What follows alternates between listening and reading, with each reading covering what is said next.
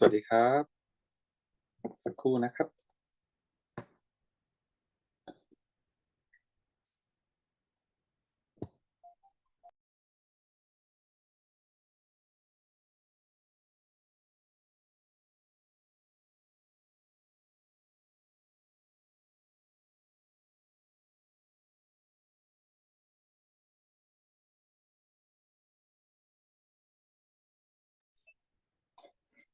Okay, what should I say? Good afternoon, everyone. Okay, for those of you who don't know me, my name is Nath. Okay, I teach English 2, English 3.1, and also English 4, well, level 5. Okay. So for those of you who already know me, then you know that I'm not in Thailand right now. Okay, I'm in New Zealand, right down south, right near the South Pole. Okay, not near South Pole, but New Zealand's closest to South Pole than Thailand. Anyway, and the time difference is 5 hours. So New Zealand is 1 hour ahead of Thailand. New Zealand. When I say New Zealand, I should say Auckland. Right. Okay. So Auckland time is 5 hours ahead of Bangkok time. Okay. So right now it's 7 in the evening. Right. Whereas in Thailand, the time is 2 in the afternoon. Right. Okay. So I hope you guys still have that energy to go for another Sure, 3 hours. Hello. Yes.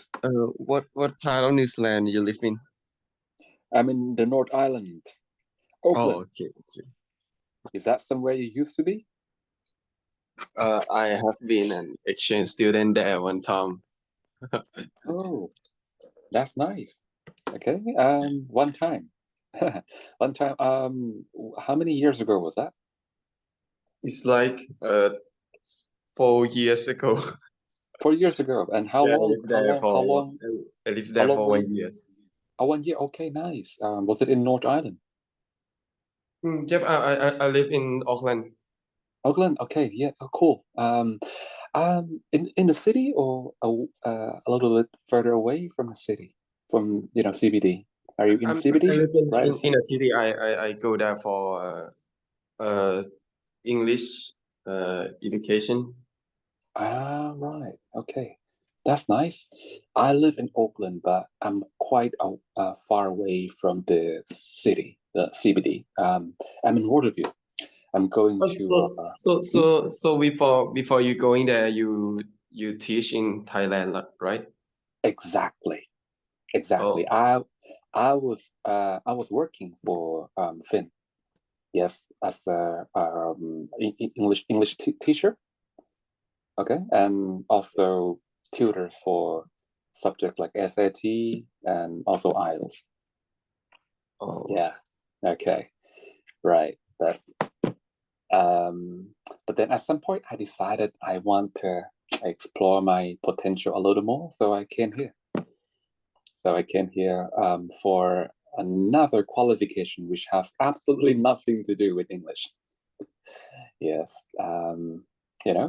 They say you only grow when you get out of your comfort zone. So I'm still trying to grow at the age of 37. I hope I still can grow. I think so. Okay. All right. And what's your name? My name is Shogun. Shogun. Okay. Good to know you, Shogun. Okay. We have someone sending a message. No. Okay. So I just want to ask that what happened to you last week that the police come to your. Oh, you were here. Oh, it was you. Okay. So I'm flatting with 5 other peoples, right? And apparently one of our flatmates got himself into trouble. Yes, and that's why the police came. It is something to do with violence, but not drugs. Because I listening to the conversation, I was in shock that why the police come to you. Oh no, To they your they room. they they, Okay. they weren't for me. The police, they were here So for another person. But I you, happen to be a maintenance person here. And Oh, that okay, raised okay. suspicions even more because the police saw me entering the rooms of the person they were looking for with a key. So they were asking how I have access to his room. I said, "Oh, I'm a maintenance person. I work here." Oh, Yes, okay. So and so for you're some not doing reason, something illegal, right? no, no, no, no. I'm not doing anything illegal except for, well, I might exceed the number of hours that I'm allowed to work here. That's the only illegal thing that I have done so far in New Zealand. Yeah, because when you're a student, you not every student can work. It depends on your visa. Like for my visas, I'm allowed to work up to 20 hours per week, but sometimes I exceed it by a small margin, like 2, 3, sometimes 5 hours. Yeah, I think that's it's okay, right? it's well, if you ask anyone, they would say not okay, and I probably don't want don't take my advice here, okay? Because the excess hours, like 5 or 4 hours, that literally comes from the number of hours that I work for my university, Unitech. So if the immigration really, want to question me, I can always tell them that it's part of my education, it's part of my study. Yeah, but but this depends on the person who actually decide on the issue. If they don't like the fact that you exceed 20 hours, they may not approve of your visa, and you will get deported to your country. Something like this has happened, so I don't think anyone should take the risk. Oh, Yeah, okay. right. Okay. Oh, now we have 15 participants. That's awesome. Okay, so it's going to be a sizable class here. All right. Again, good afternoon to newcomers. Good afternoon to everyone. My name is Nat, and I'm your lecturer. I'm your friend. Right, I'm your friend for this entire course. So, you guys have any questions? Don't be afraid to open the microphone and talk to me. Okay, or send me a message if you're shy. Okay, just DM me. All right. So what else should I say? Oh, okay. So English 3.2. What is it about? It's about writing, basically. Um, but you would not be writing anything um, serious just yet. It's not a serious writing class, so don't worry. English 3.2 is about strategy, okay, that you guys can adopt when you do some serious writing. Okay, so we're going to be looking at, you know, um, techniques, different plans, different strategy. You should know, okay, whether to adopt one of those strategy or not is entirely up to you, but it's good to know, right? It's good to have as many resources as possible. Okay, so what should you know before coming to 3.2 is, well, you should know English because I am told to be running this class in English. I can speak Thai as well. I'm a Thai national, right? So Thai is my first language, but um, this is supposed to be taught in English, and I think it's good because after all, the more English we use, the easier it becomes when you try to recall words, right? Okay, so you will become more fluent, not just with writing, but also with speaking. Okay, right. So English too. Back in English too, we did some learning about English grammar. Okay, so many of you who attended English too would know that I don't look at English grammar the same way average people look at the law. When you uh, imagine you find yourself in a different country, right?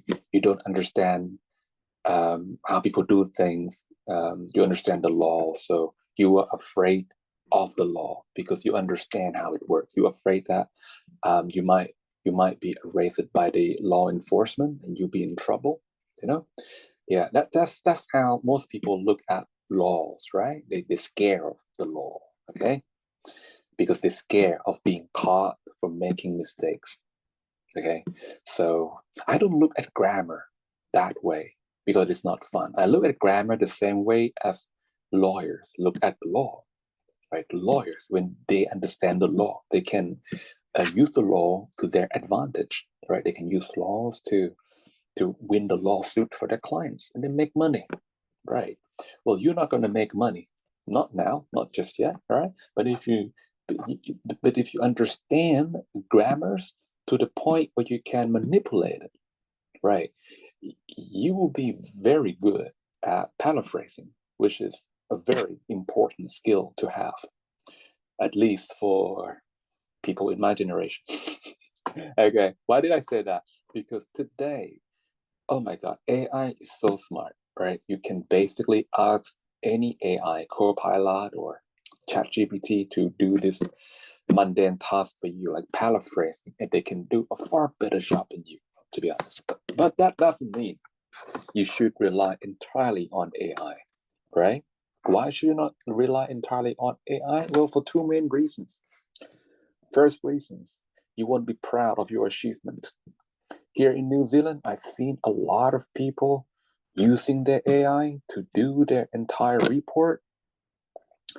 Yes, they do pass, but they're not getting good marks.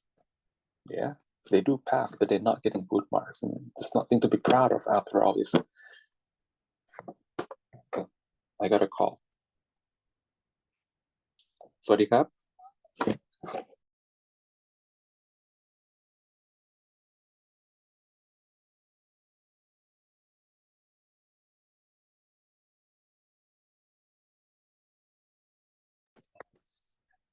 Okay.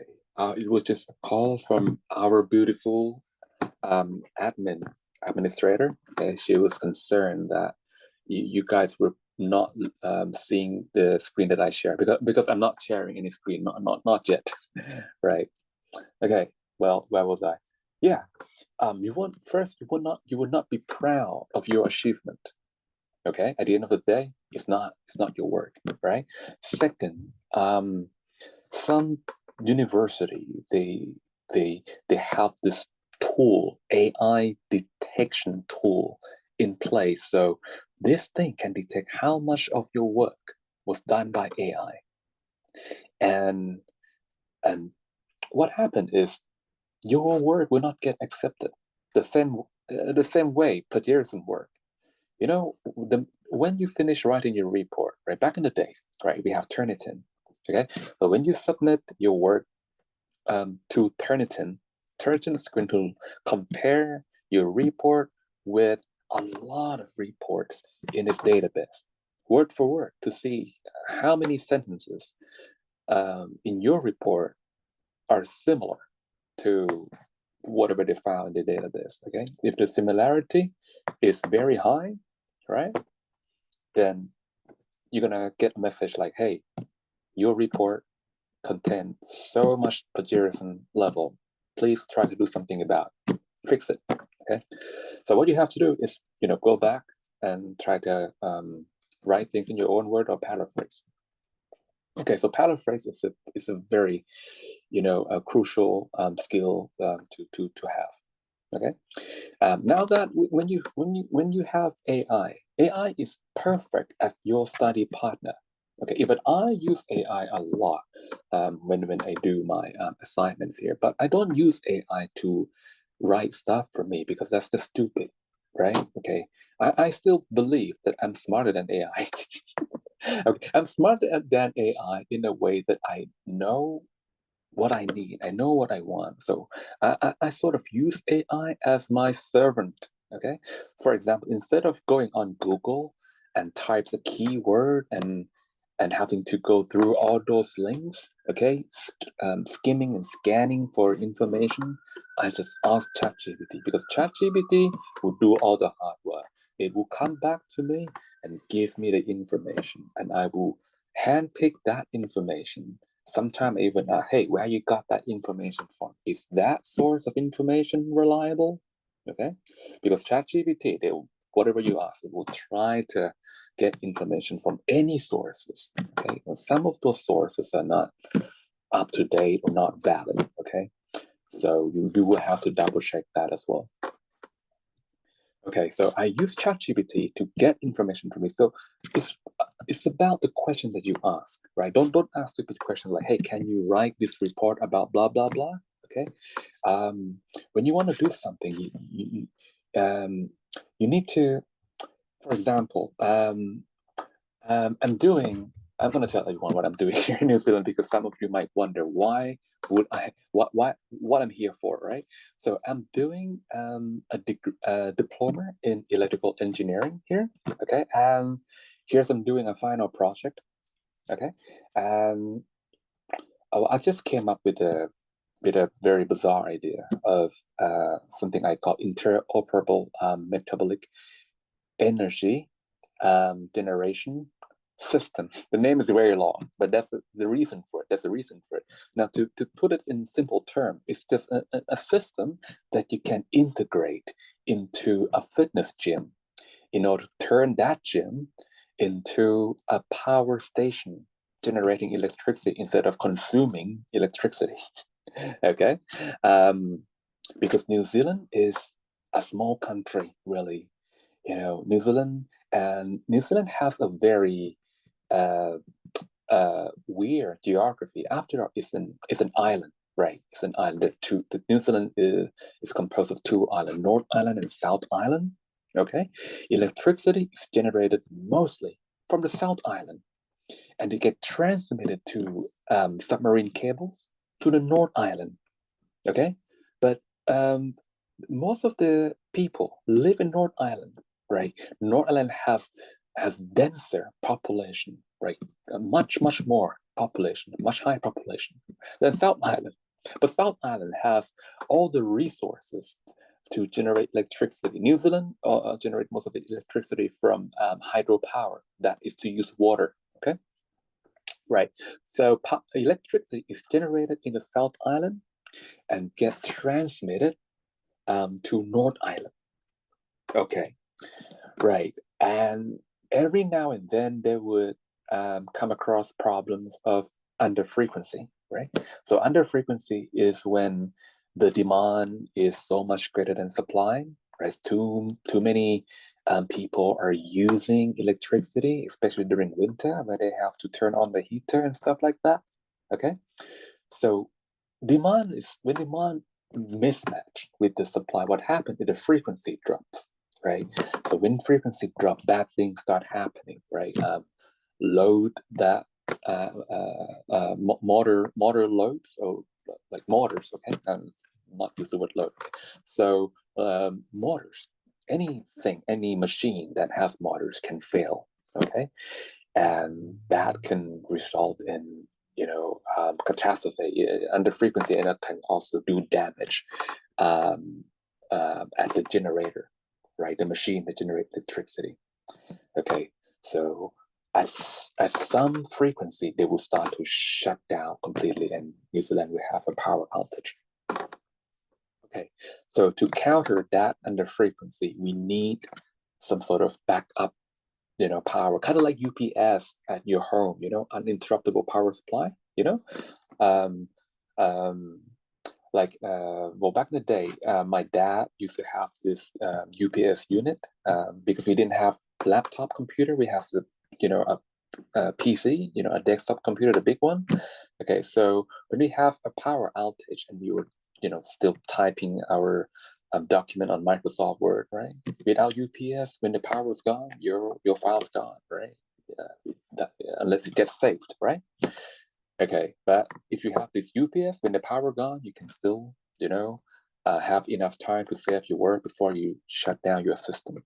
Okay, yeah. So what I'm trying to do is similar to UPS. Okay, but the purpose is different because the purpose of UPS is to give people enough time to do important things before they shut down the machine. Okay, but the purpose of my system here is to lift the frequency up from 40 whatever 49.2 back to 50, so that bad things don't happen. Okay, so that basically that's my what I want to do for my senior project. Okay, and I have to ask a lot of questions, right? Because I have to propose this to my two supervisors, and they have to like agree with me. Yeah. So one of the first questions they asked ChatGPT is, "Hey, um, what do you think will be the size of lithium battery that can be stored in an average gym in New Zealand?" Why do we have to ask these questions? Because um, my system, right, will relies on batteries, lots of batteries, right, in order to make up for loss of generation. Say we have I don't know, a 500 megawatt generator down south. If something happened to that generator, then my system must be able to supply that much power, 500 watt, for 1 hour. Okay, so we sort of need to know um, how large the energy storage or the power bank can be to store at the gym. So I asked ChatGPT, and ChatGPT said, "Well, based on my research, blah blah blah, based on comparison with Tesla power bank, I think the size of the largest capacity um, of your energy storage could be about 100K, 100 kilowatt hours." When I look at it, I was like, damn, I'm gonna need at least 10,000 gyms um, to store as much energy to supply under emergency situation. Okay, and New Zealand there are only 1,000 gyms, and not every gym is running as maximum capacity. Not every one would go to the gyms every day, right? So that's when you ask Chadi this question, yes, you get good information, and this can discourage you, but at the same time, it will allow you to see, what will happen in the future if somebody asks you, "Hey, is it worth it? Can it be done? Is it practical enough?"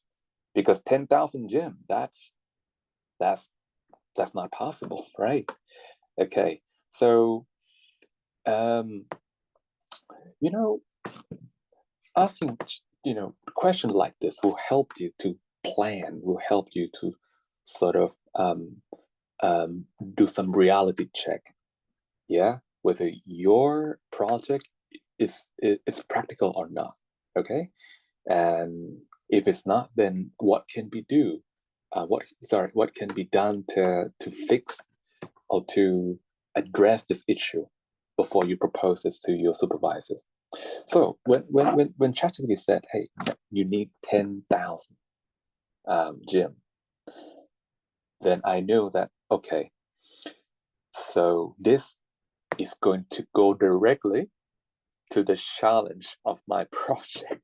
Okay, because I'm not going to build 10,000 gym. Okay, but I can say that, hey, based on the current technology, okay, um, we may not have enough storage to store this much energy to supply to the grid. Okay, but what could happen in the future is to have a centralized storage, energy storage, or centralized power bank, just like what they have in California. Okay, uh, which is possible, and it's going to cost a lot less money than building a solar farm or wind farm. Okay, so you sort of know, um, different section that you can start writing in your senior project report. Because when I do senior project report, right, I don't do it linearly. I don't start from the top and make my way to conclusion. Whenever whenever a question pops in my head and I ask ChatGPT, or sometime I look it up myself, I can start working on the section that I want to work on. Sometimes I work on methodology.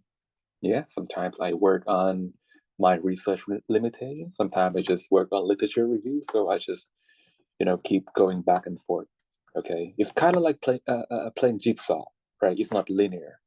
Yeah, it's all about putting all the pieces to make a bit nice, beautiful picture. Okay, all right, enough of me talking about my stuff. Okay, let's talk about your stuff. So I'm gonna be sharing you my screen right now. So you should be able to see what's going on here on my iPad. Well, there's not much to see. Just some icons, which you probably also have on your machine as well. Let's go to our document. Okay, so this is English 3.2, which is a sequel of English 3.1. So what we did in English 3.1 was that we talk about brainstorming techniques. Okay, so what is brainstorming? First of all, brainstorming is a process of generating ideas for you to write your assignment or for you to write your essay. And it really depends on the type of questions that you have to do.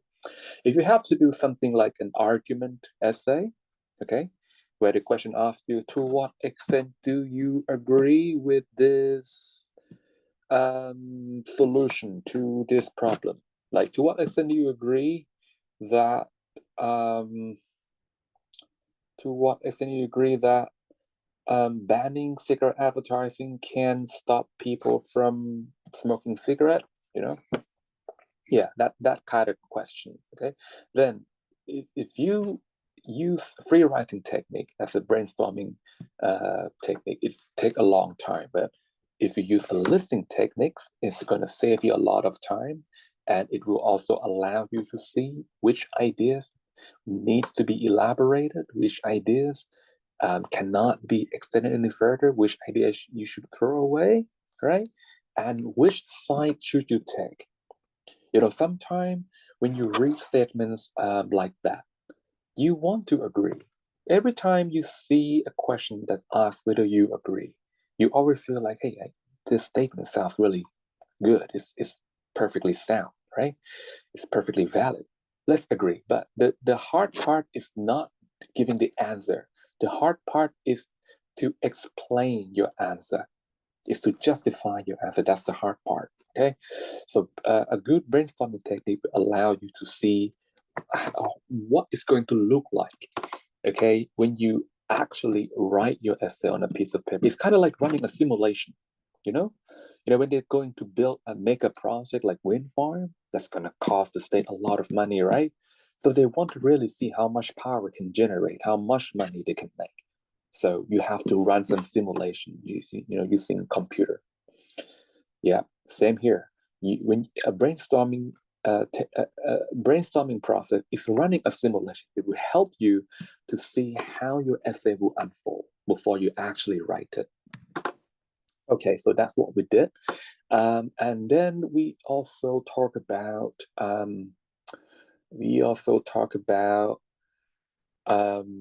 components of a body paragraph. You know, body paragraph is there to support your main idea in the thesis statement.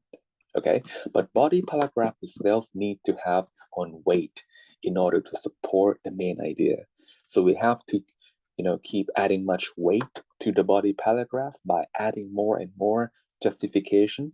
Okay, what does justification means? Justification is the same as explanation. When you explain a point to someone, you want that person to believe you. So you're going to need to refer to a well-established theory, to a well-established law, okay? And if you can also provide evidence, that will even be better. Okay, so it's all about referring to the right relevant laws, adding as much evidence as you can in order to add some weight to your body paragraph. If it has enough weight, then it can support your main idea. Okay, right. And we also learn about different ways of organizing and outlining your essay. Okay, so outlining is nothing but using bullet points. Okay, to show yourself, what what sort of ideas you will implement for each section, like the intro, body, conclusion. You use bullet points. The advantage of using bullet point is that you don't have to worry about writing your idea in sentence, and you don't have to worry about using all those transitional linking devices. Okay, we completely don't care about those things. We just care about your idea development. Okay, that's outlining. Okay, um, um, okay, and different method of developing a body paragraph includes deductive approach and what's the other one? Inductive approach. Okay, so deductive approach is just starting your body paragraph with a simple idea that can be extended later on.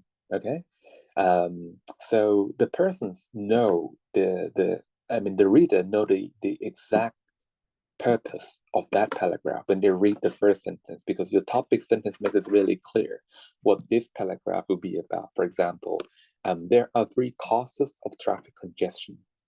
That makes up a perfect topic sentence for deductive style. So the reader know, okay, this paragraph will be all about the causes of traffic congestion, and there are 3 of them. Let's find out. Easy, okay? So it gives your reader something they can look forward to. Okay, nice, right? The other technique is called deductive approach. So deductive approach doesn't begin with something so clear as there are 3 causes of traffic congestion. It doesn't begin with something like that. Instead, it begins with something that is more captivating, more surprising, right? More interesting. Could be a quote, could be something from the news headlines, basically anything that is relevant to what you're going to write about. But it's not the main idea. It's not something to develop. It's something to catch your reader's attention.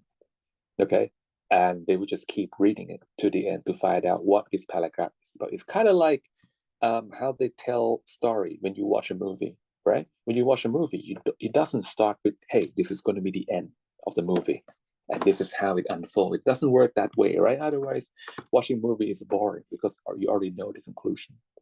When you watch a movie, you start with a lot of question marks. You start with this event, that event, and in the end, you're going to see how all those events are connected. Okay, so that's basically how inductive approach works. Okay, so that's it. That's what we have done so far. Okay, and now for English 3.2, I'm on page 6, chapter 3. Okay, we're going to be looking at how to write support for a body paragraph. Okay, write support for a body paragraph. Okay, so if we spend some time to read this first 3 lines, they say an essay is an explanation, not just what you think, but also of why you think. The why comprises many types of support, including evident examples and details. Most types of support are in 1 of 4 categories: facts, reasons, anecdotes, and expert opinion and analysis. Okay, so writing support is all about making your paragraph convincing. Okay, you want a person who reads your works to actually believe you. Okay, so you want to make it sound convincing. So to convince your reader, you will need this type of support. Okay, you need fact, you need reason, you need anecdote is nothing but examples that you create out of your imagination. It doesn't have to be true. Okay, expert opinion analysis, this is a secondary information. Okay, it basically research paper, so you have to read scientific journal, which is a peer review sort of paper, which is a little bit hard to read because research papers are not written for average person, but written for other researchers. Yeah, but don't worry, we get down to that anyway. All right, so these are different, ingredient. You can sort of think of this as ingredients for your dish. Okay, in order to make a body paragraph, you're going to need all these ingredients, right? Fact, reasons, anecdotes, and some um, research findings. Okay, let's start with facts. Okay, what is facts? Right, read some line here. It says fact is something known for certain to be true. Okay. One example of fact is statistics, which may seem like most uncontestable kind of facts. Facts are objective. I'm going to highlight this word objective here. Just hang on a second. Just get my pencil. Turn it on. And highlight this word objective.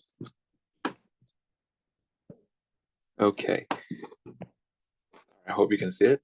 Facts are objective and therefore do not change from person to person. Opinions, in contrast, are what we believe. They are subjective and debatable. And they often change from person to person. Because facts are objective, they're particularly valuable as evidence in essay, right? Facts are particularly valuable as evidence, especially when your thesis is controversial. Facts include statistics, definition, recorded statements, and observation. Okay, so if I were to say that my name is Nath and am very handsome, do you think I can convince everyone to believe that I'm handsome? Not really, right? Why? Because beauty is in the eye of beholders. Not everyone would find me handsome, some would find me ugly. Okay, so this kind of statement is subjective because it depends on people's opinion. And I should not use something that can vary from one person to another as a supporting material. For example, if I'm going to go apply for a job somewhere, right? I won't probably list in my resume that I am handsome. Not because it's stupid, but because it is subjective. Okay? Because handsomeness just depends on the person who evaluates you. Okay, so that is subjective. But if I say things like, I am 180 centimeters tall, that is more objective because it does not depend on anyone's opinion. Okay? Tall and short, that's opinion. If I say I am tall, well, that's opinion, that's subjective. Because just because I'm 180 doesn't mean I'm tall. It depends on the people that you are with, right? If I'm with a bunch of Asian, Southeast Asian, well, I might be tall on Asian standard, but if I'm with German people, Russian people, I'm just average, right? Okay, so objective statement is something that does not depends on people's opinion. So you cannot argue against objective statement. Like I can say I am 180 centimeters tall. You cannot argue against that. You don't believe me? We'll take a measurement. Okay, see for yourself. Okay, so objective statement usually contains what? Statistics or numerical data, right? Okay, because um, if if something can be quantified, then that is more convincing, right? If I'm saying, hey, look, I'm very smart, I'm smarter than you, would you believe me? Well, it's kind of difficult because how do you quantify intelligence, right? But if I say, hey, I'm richer than you, well, that sort of statement is easier to back up because we can always look at the number of digits in our bank account, right? Okay, see numbers. If anything to be quantified will be better as the supporting materials. Okay, or New Zealand is much colder than Thailand. Can we quantify temperature? Yes, we can quantify, right? The average temperature in New Zealand is this much. Like, I don't know, 20, I don't know, less than that, 15 degree. I don't know. I never look it up, but I'm pretty sure it's going to be lower. Okay. And we can always look at the figures and the numbers. Okay. So always use objective statements. Okay. Always, if you can, try to use numerical data. Okay. But apart from numbers, you can also use some things like definition. Okay. Where do we find definition? Do we use dictionary for definition? Well, when we learn language, yes, we consult dictionary a lot, right? Because dictionary provide us a broad definition. How does dictionary provide definition? Well, the person who make dictionary, they have to do a lot of research too. They have to read all sort of readings, all kinds of things, newspaper, comics, research articles. They have to read everything. Okay, and then they're going to um, it, make some sort of evaluation based on how people use that word and what it's supposed to mean. Okay, so that's why some words appear to have definition that is not very accurate.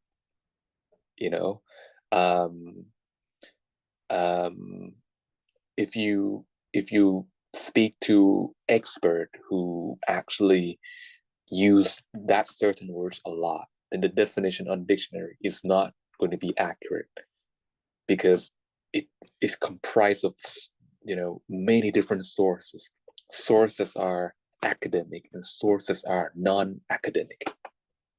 Okay, yeah, right. So bottom line is you cannot use dictionary for definition if you are writing a research paper or an assignment.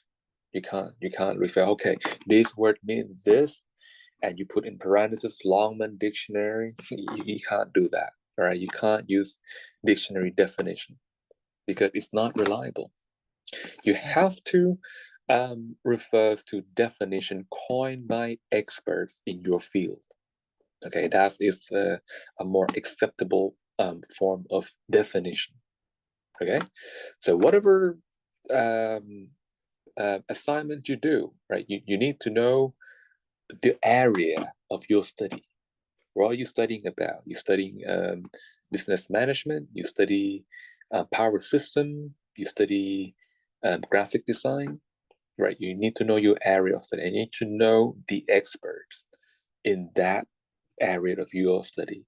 Okay, and and and Google for their research paper or Google for their interview or whatever to find out definition for certain words. Okay. All right. Recorded statement. Recorded statement is an interview. Okay. I'm surprised as to not many students actually use interview as a source of the information. Maybe they prefer reading materials more than recorded in interview. But here in New Zealand, I see a lot of students use interviews, as part of their assignment. So basically, they have to transcribe the interviews that they see on YouTube, right?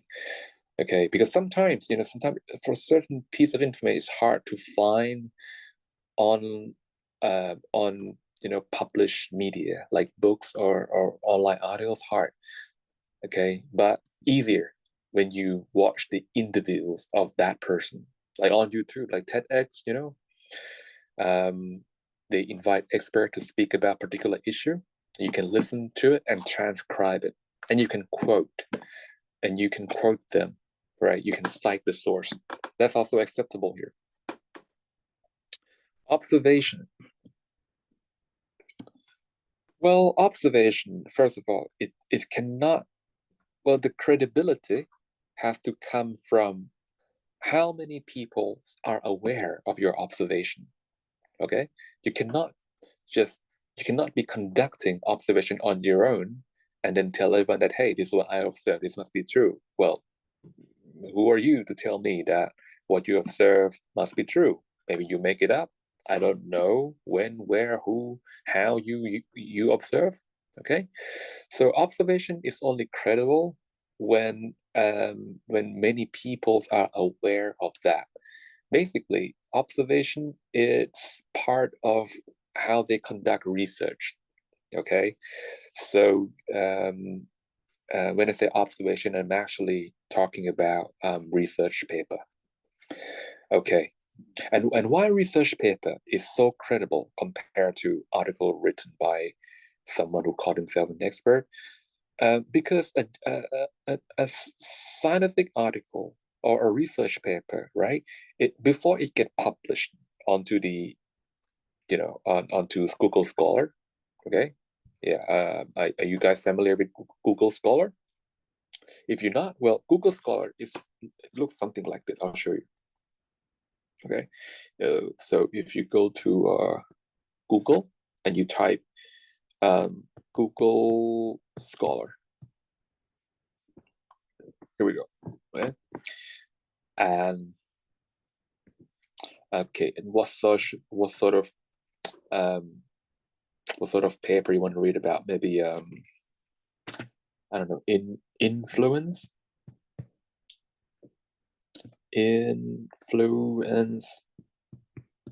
of social media. Oops, sorry. On, oh no, hang on. Influence on purchase decision. Okay, there we go. Yeah, influence of social media on purchase decision. What does it mean? It means, okay, how much social media can influence you to buy something. Basically, when you buy something, you buy it because you really need it, or you buy it because you see so much about that product somewhere on the internet. Okay, so when you look up anything here, Google Scholar, these are all research paper. If you tap on one of them and you wait, okay, it's gonna look like that. It's gonna start with abstract. Okay, so basically, what is abstract? Abstract, this 4 lines. Sorry, when I say 4 lines, okay, this one paragraph containing how many lines? 1, 2, 3, 4, 5, 6, 7, 8, 9, 10, 11, 12. 12 lines. These 12 lines of paragraph would take many researchers more than 4 months to write. Why? Because before they can write abstract, they have to complete their entire study. All right? Okay? They have to complete the entire study before they can write abstract. Okay? And this kind of article, this kind of research paper, before they can be published for us to see like this, they have to be circulated to other experts. Okay? I don't know how many, maybe 4, 5, 6, I don't know. Okay. And all the other experts will have to read and then sort of vote whether they agree with this or they think something needs to be fixed. This is not right, it needs to be fixed. And you might have to do what they say, or you can argue with them. So the process is very hectic. It takes a very long time for any research article to be published. Okay, that's the hard part of studying for master or for PhD, right? Aside from all the, excessive nonstop reading, nonstop literature review, that is another hard part, right? Convincing every other expert that your journal is good enough and can be published. Okay, so For that matter, because it's so hard, right? You have to get like a green sign from every other expert. That's why it's so credible, because it's peer reviewed by expert. Yeah. Okay. So I hope you understand what facts means. Okay. Now let's look at some example here. Now let's say we are drafting an essay about coffee consumption. Okay, so I want to write about coffee consumption. I don't know yet what my main idea is going to be. I just know that, hey, I just feel like writing something about coffee consumption. Okay, well, what I can do is I can just go online and look for some facts about coffee consumption. I can, if some information needs to be sort of research first, then I'm going to use research paper. But if some informations are like, but it is basic, then I can just use some websites, provided that the website is somewhat credible. Okay, so here's an example of the facts that I came across regarding coffee consumption. An average American would drink 416 8-ounce cups of coffee in 2009. Now that's a fact. Okay, it came from a survey. Right. If you're doing this in an assignment, you would need to provide your source of information, right? From where did you get this idea? From where did you get this information from? You have to cite the source, okay? But I'm not writing any assignment, right? So I'm not gonna give you any. I'm not gonna show you where I obtained this information, okay? So just believe me that this is a fact, okay? All right, so that's the first piece of information. The average American would drink 416 8-ounce cups. 8 ounce is the size of the cups, okay? In 2009. Okay, the next piece of fact is 9 studies have shown that more than 193,000 people, those who drank more than 6 or 7 cups daily, were 35% less likely to have type 2 diabetes than people who drank fewer than 2 cups daily, regardless of sex, weight, or geographic location. So that is also a piece of information that I obtained from a source, which I'm not going to disclose here, okay? But, well, I'm not trying to convince you guys to drink coffee anyway. And in fact, if you're interested in what I'm talking about, please do double checking, okay? This piece of information that I obtained come from a source, and it was a long time ago, okay? And as you guys know, as research advances, okay, new information arises, okay? Especially when it comes to like health, okay? Health is the area of research that is very dynamic because, new discoveries are still made. In physics, there's not much discoveries. Okay, every law that we need to build this modern world is there. Okay, so that's not much new things to discover. Okay, but in health system, in medical research, there's always something that discovered that might contradict what we know in the past. His history is, also another interesting research area. Okay, because most of the theories that we have learned throughout our life are based on archaeological discoveries, right? That were done in the past, maybe 30, 50 years ago, okay? But a lot of archaeologists is still, doing the digging, excavating, discover new piece of evidence that can contradict the old belief.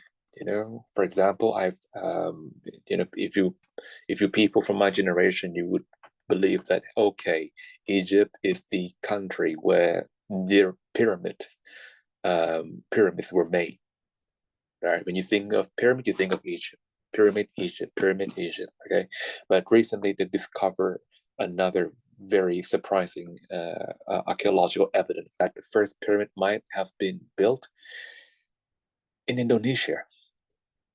They found pieces of evidence that the first pyramid might have been built in Indonesia. So that might that might make some changes in what we know, right? So that's also very interesting area of research, because as you discover new evidence, you can always go back to the history and back it up or contradict it. Okay, so you can do the same thing, right? You can also look up and try to find information to support me or to contradict me, right? I would love it if next time you come to me and say, hey, Nat, your information is not valid, right? I did my research and it turns out that drinking coffees more than 7 cups a day doesn't really reduce your type 2 diabetes by 35%. In fact, it's increase your heart rate and increase your risk of hypertension. I would love that. I love it when people argue with me, because that means they're interested in what I'm talking about. Okay, so next, minerals such as magnesium and chromium found in coffee help the body to use the hormone insulin to control blood sugar. I think this is well established, right? I think everyone knows this medical fact, okay? But then again, you can also look it up, whether these minerals really does help the hormone to control blood sugar.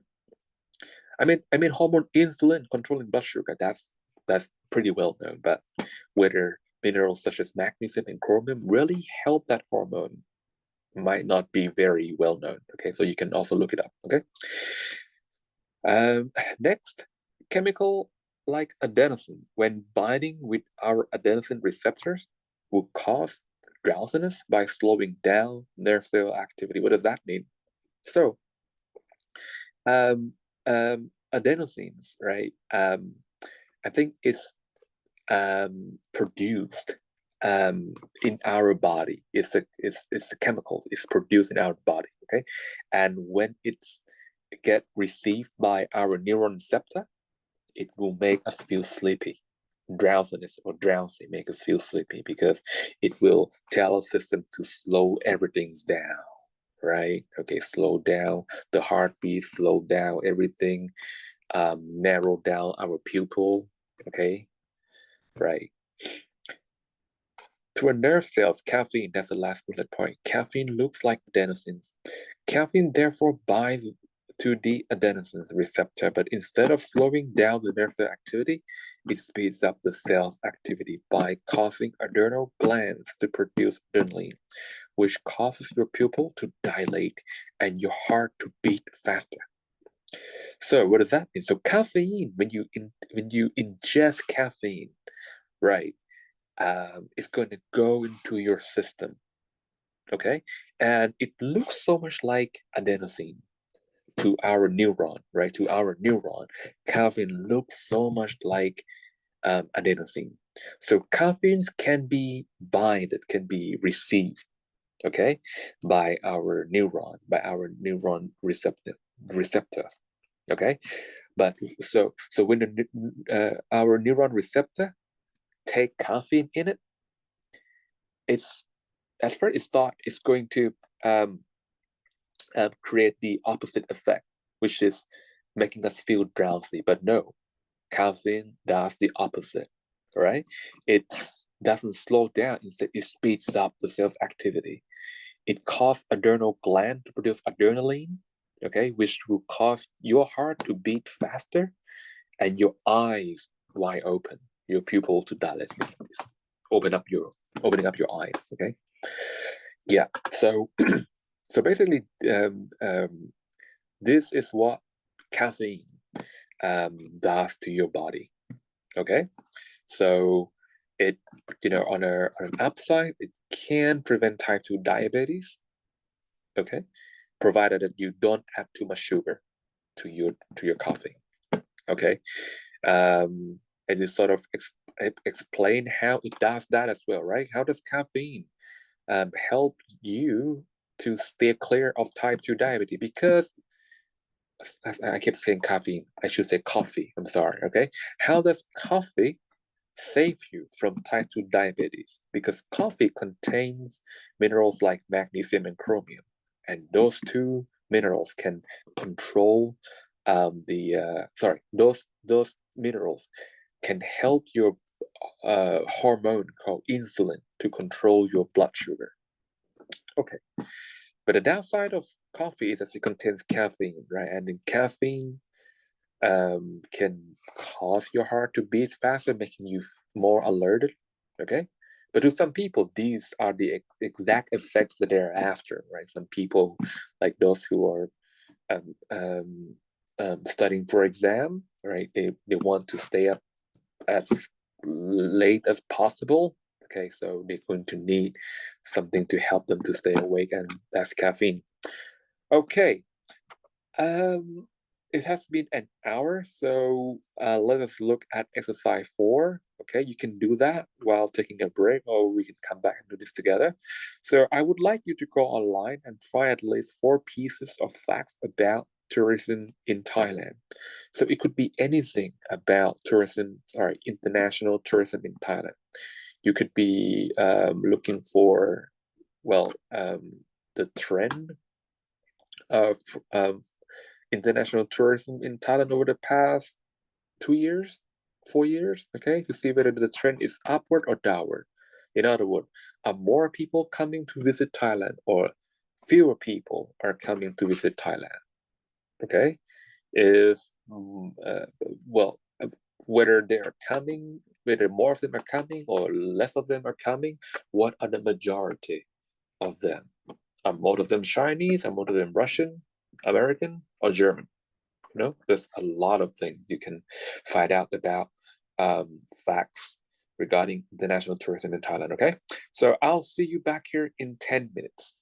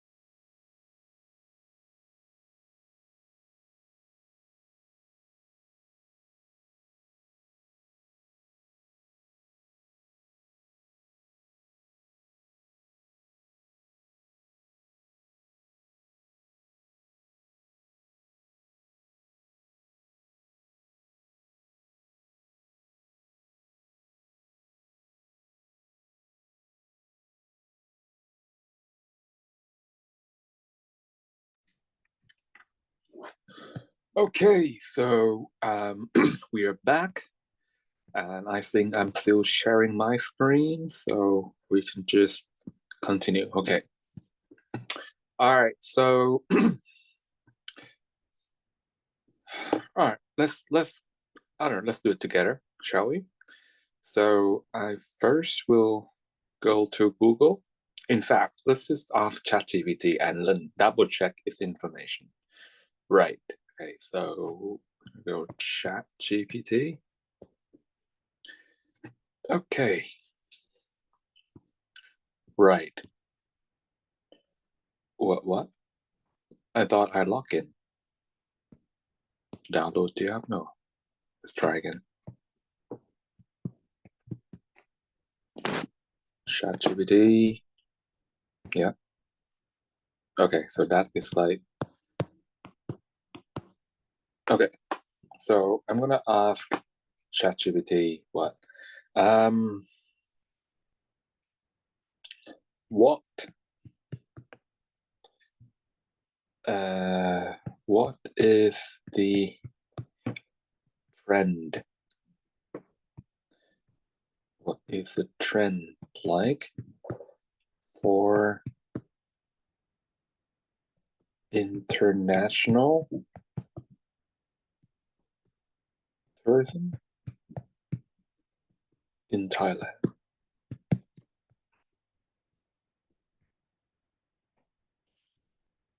Okay, I hope you can understand without a question mark.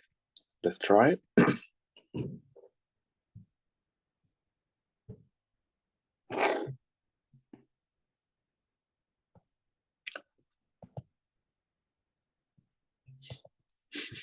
What seems to be a problem? Is it because of the well, if it's the connection, then you guys should not be hearing me. Okay, let's try it again.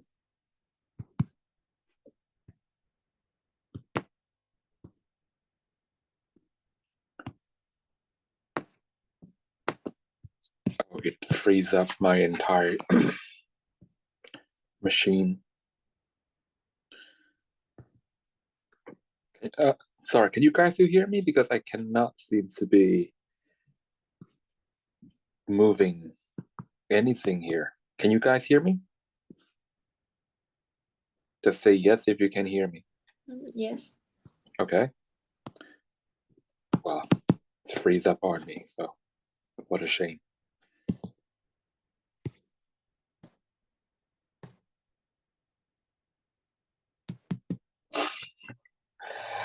Oh god.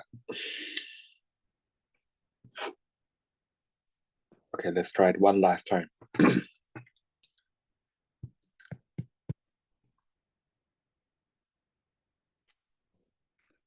Login? I'm always logged in. Okay. Let's ask another question.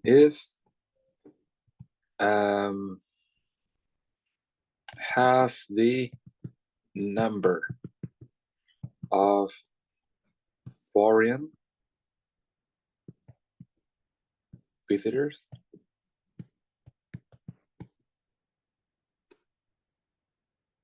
in Thailand been increasing or decreasing or decreasing in the past about 4 years?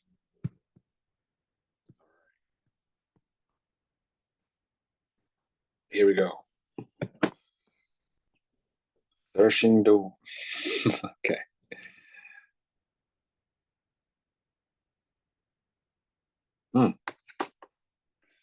So it says the number of foreign visitors to Thailand has shown a fluctuating trend over the past 4 years, primarily influenced by COVID-19 pandemic. Thank you very much. Okay, so in 2019, we have 39.8 million international visitors.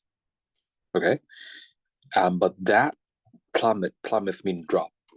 dropped to zero. So no one came to Thailand in 2020. Yeah, that sort of makes sense. Okay.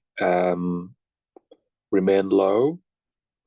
So 2021, yeah, it's people start coming, but it's remained very low. Okay. Now in 2022, it begins to recover with around 11 millions arrival. Okay.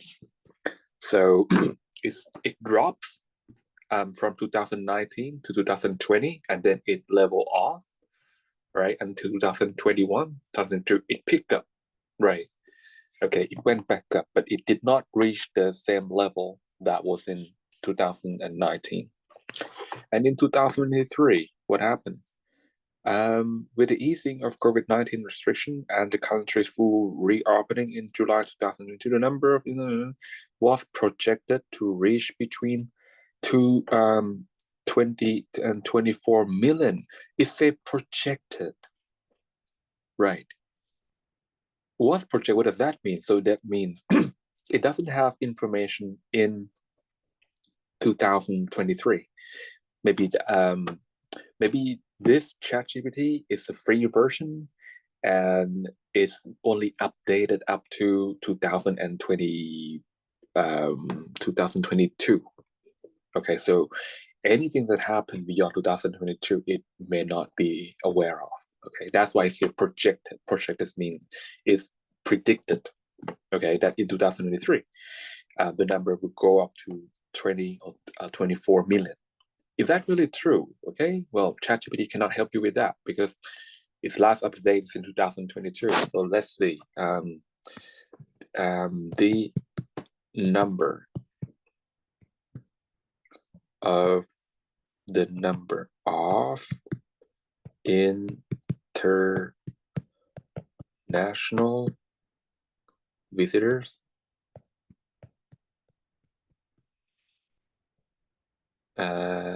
in Thailand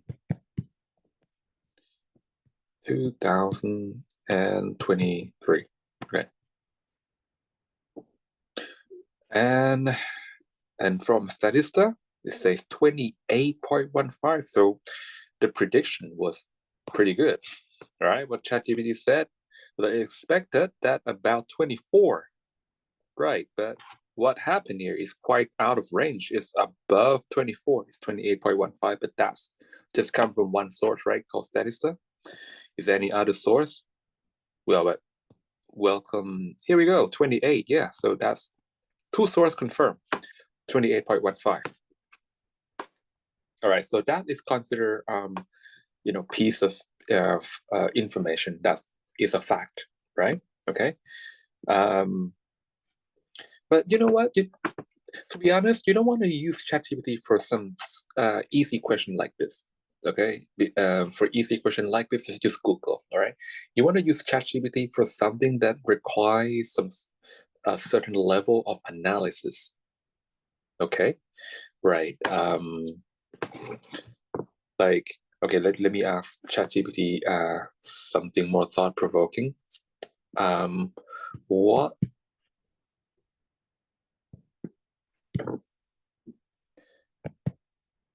would be the main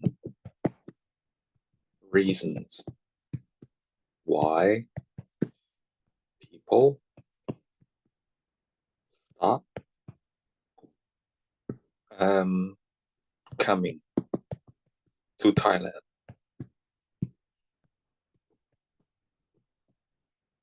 Okay. Several factors can contribute to decline in foreign visitors in Thailand. Number one is pandemic. Yeah, so that sort of makes sense, right? If we have pandemic, people would be scared to travel to Thailand or anywhere in the world. Economic factor. If everything is so expensive, then you don't want to travel somewhere where you have to spend, 2 times or 3 times more than what you would spend at home, right? Okay, political instability, yes, because you would fear of stray bullets. Political stability is usually associated with violence. Okay, if you have like a war in the middle of the city, gunfire. Okay, just like in Syria or in what you call in that country that's sharing border with Ukraine, right? Yeah, you probably don't want to travel to that kind of country. Not because the country is not beautiful, but it's not safe to travel right now. They have very, very bad political instability. Or you don't want to go to places where you have pollution, right? Environmental pollution. Okay, so all these things are reasons why are reasons why people probably don't want to come to Thailand. So when we are aware of this, we can sort of prevent all this from happening. So if we want to, promote our country as travel destination, then we just have to make sure that it's free from pandemic, right? Goods are not too expensive. No fighting between the government and the opposition. Well, there can be fighting as long as it doesn't develop into something so violent or beyond control. Okay, you have to make sure that the environment is clean. Okay, and yeah, so right.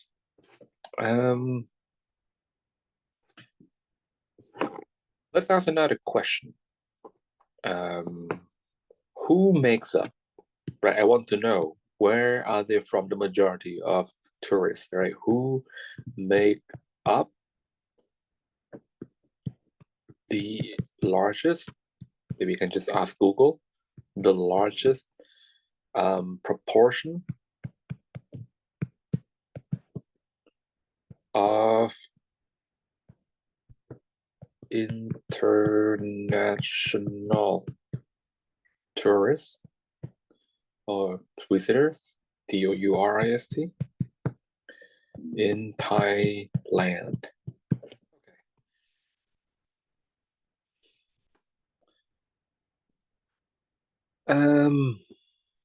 Well, it doesn't really accurately answer my questions. Thailand received, no, I asked who. So who means from what country? Let's try ChatGPT, see if ChatGPT can understand me better. Can I just select all? Yep. Okay. So let's try ChatGPT here. So the information might be a little outdated. China, that's what I thought. Okay, so ChatGPT understood me. So by who, I mean from what country? The most of the visitors from.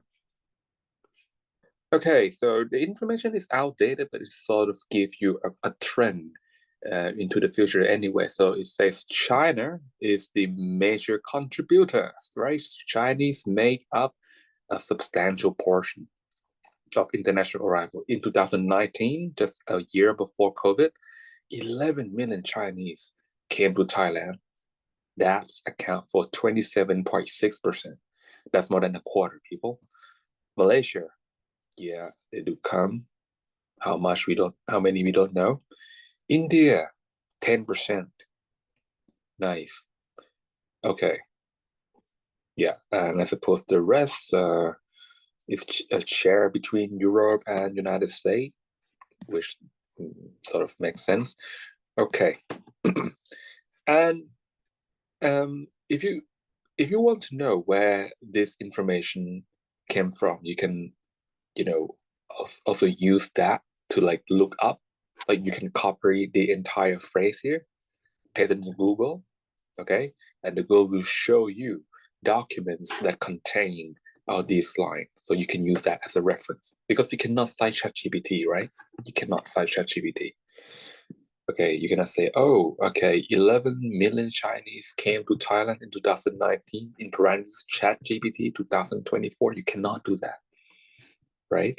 ChatGPT is not a person, not an expert. Okay, so you need to know where ChatGPT obtained this information. Okay. So let's come back here. All right, so exercise 4, you can do that on your own, okay? Reasons. Okay, reasons. Okay, so reason. Let's read the first few lines here. So, for many essays, the best way to support your thesis is to explain why you think the way you do. That explanation will lay out your reasons. Some will be facts, other will be opinions. The key to this type of support is logic. Your reasons must be based on evidence or good common sense. They must be logical. They can't simply be stated with an explanation that the audience will believe them. Okay, so reasoning is very important. Okay, you can actually make people believe what you say, even though your piece of evidence is false.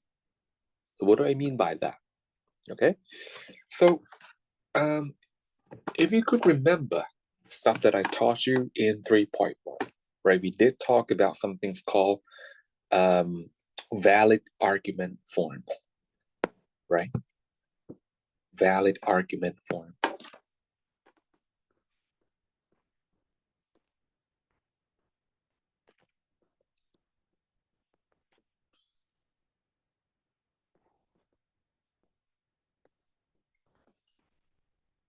Okay, so what is valid argument form? It's kind of like a formula, okay? If I, okay, try this, people.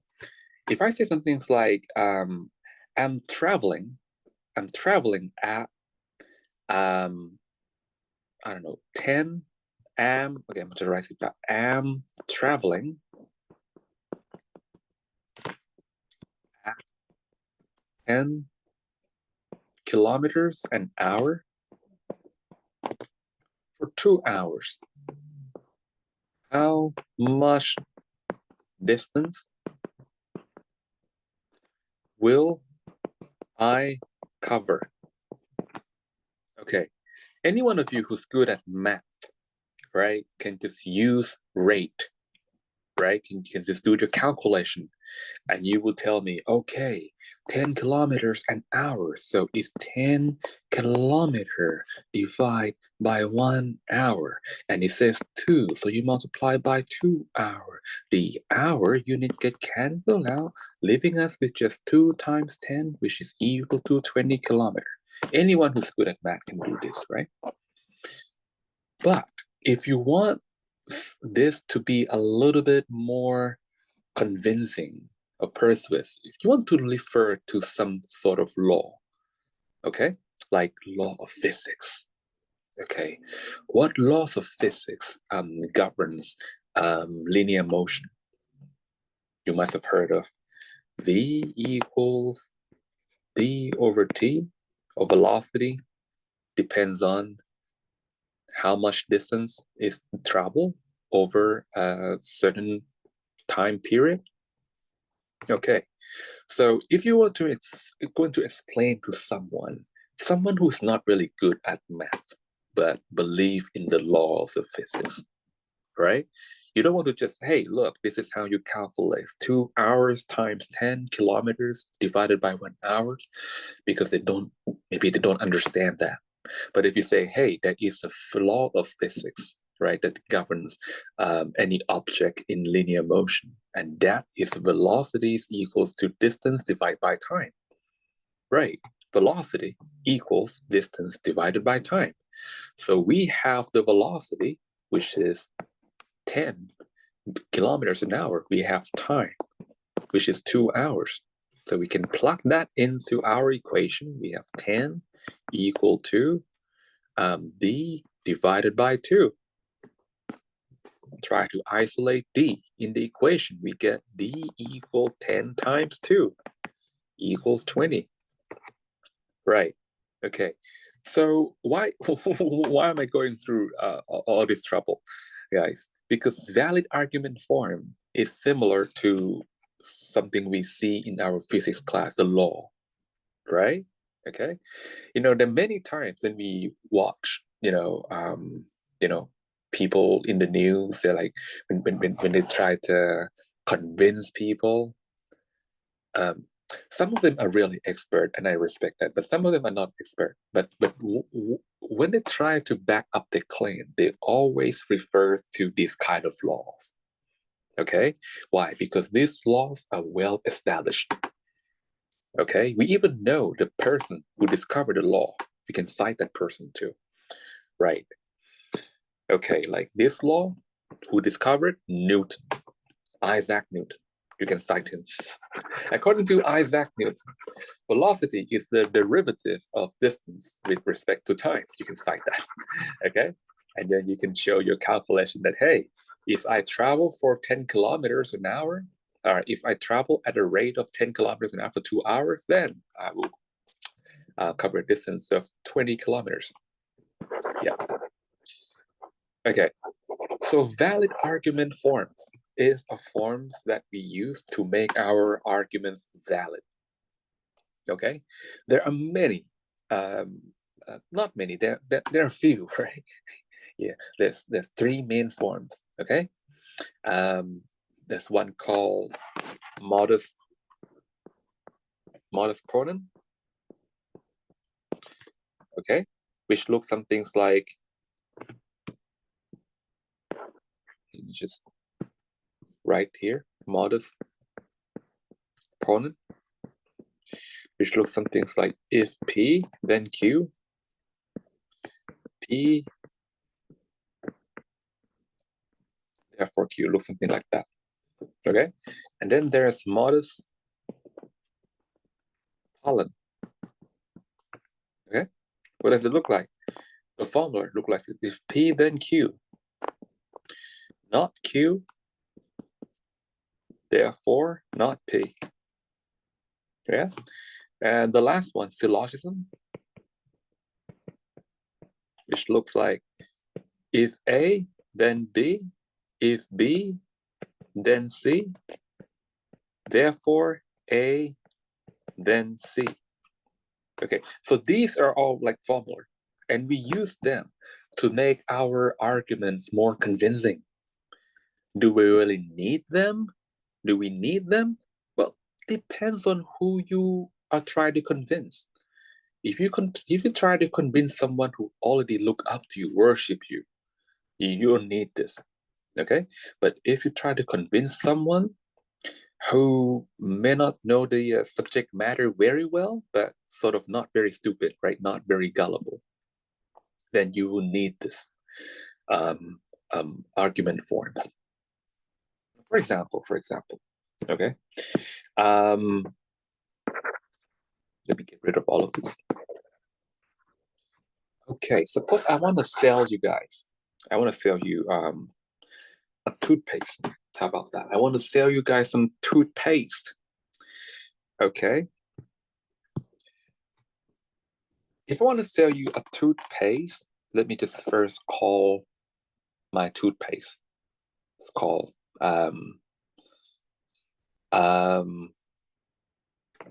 let's call it Brighty.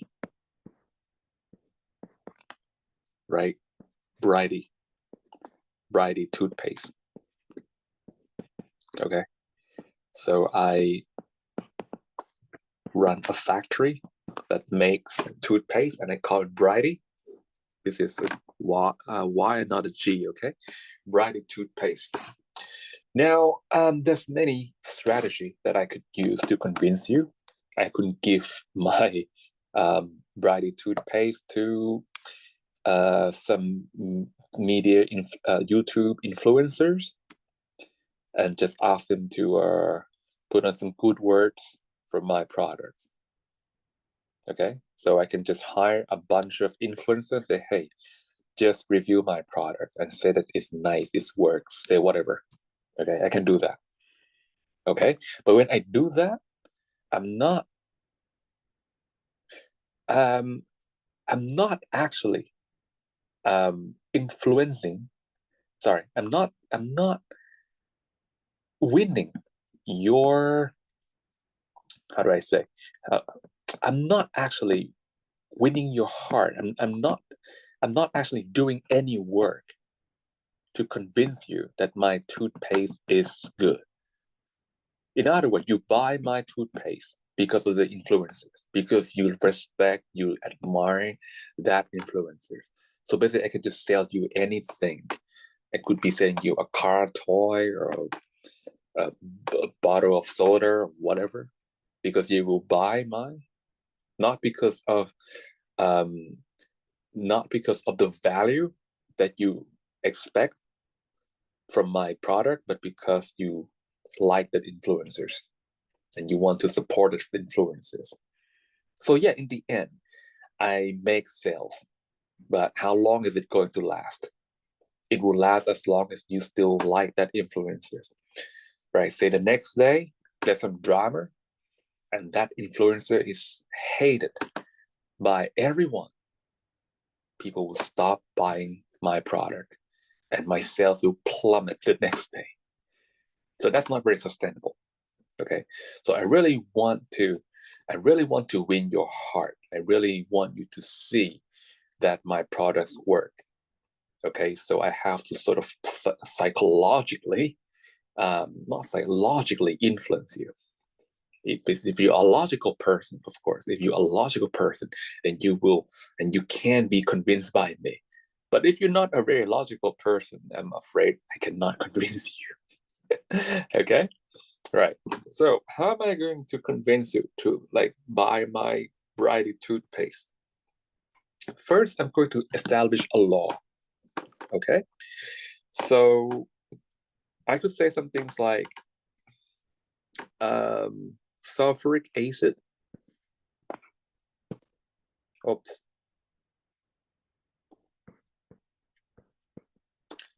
Sulfuric acid,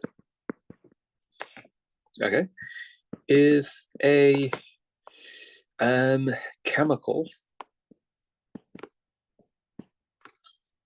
chemical known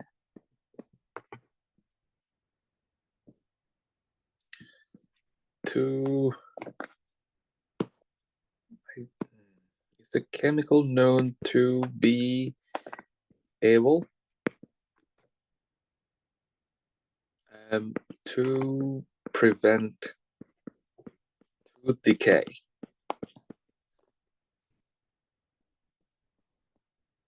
Okay, and I can always quote, this information is obtained from an expert in oral department of this university, blah, blah, blah. Okay, so I will have to begin with this kind of information, a rule, a piece of fact, okay?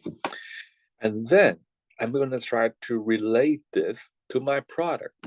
So I can say, my toothpaste, Brighty toothpaste, right? Brighty toothpaste. And I can just attack my competitors just a little bit by saying, unlike others in the market, unlike other toothpastes, unlike my competitors' products, contain sulfuric acid. Okay. Now, I can just stop here, or I can draw a conclusion for them. Therefore, my toothpaste, which is Brighty, my toothpaste can do what? Can prevent you from tooth decay. Okay, so you see, I add some reasoning into it. Okay, so which valid argument form am I using? Okay, if you analyze this carefully, you will see only three variables here that I use in this entire statement. First is my Brighty toothpaste, which is A, right? And sulfuric acid is the second variable, B. Again, second line, sulfuric acid, variable B, right? And chemical preventing tooth decay, that's variable C. And in the end, my toothpaste, what is my toothpaste? Is Brighty toothpaste, which is A. Prevent you from tooth decay, that's C. I'm using syllogism.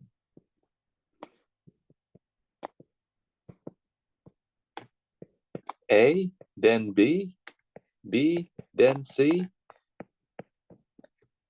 A, therefore C.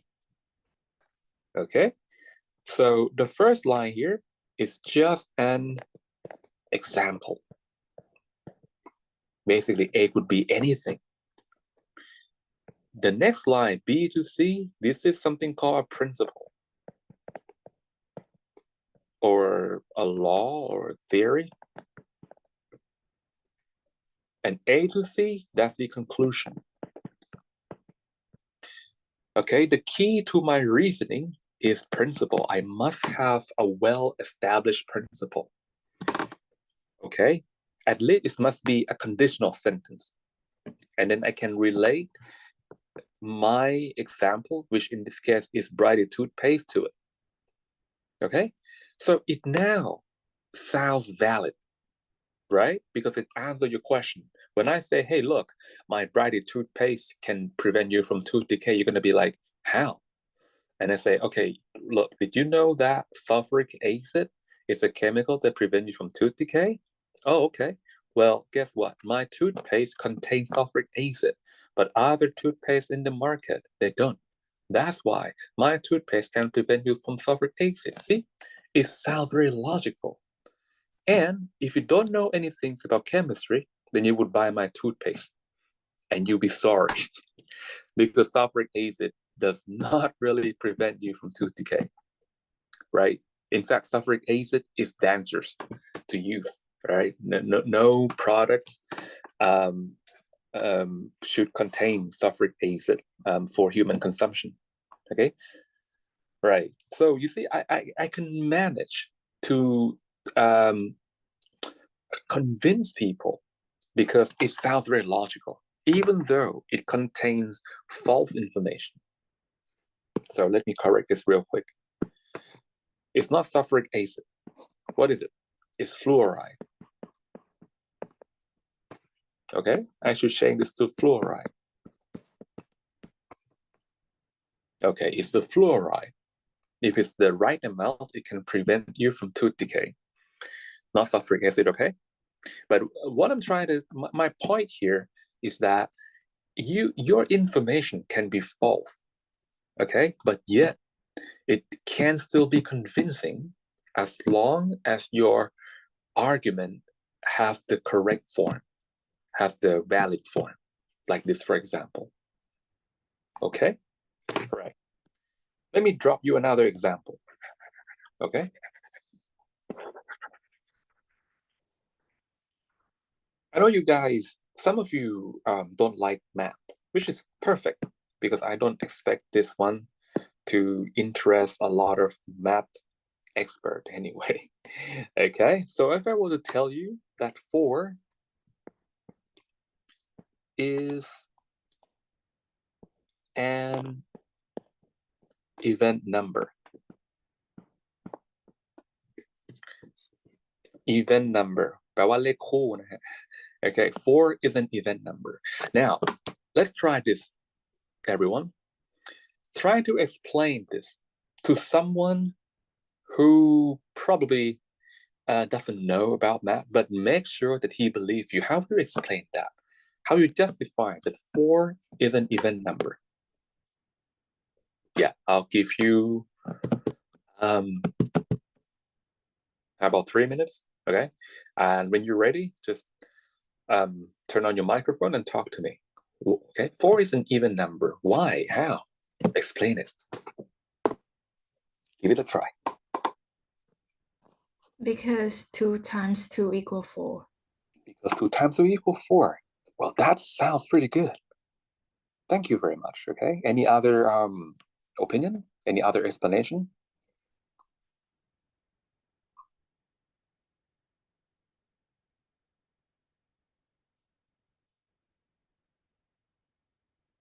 Yeah. I'll be waiting because I said I give you 3 minutes, and this is not yet 3 minutes, so I'll just continue to wait for any of your response. Okay, 2 times 2 is 4. That sounds good. That sounds good.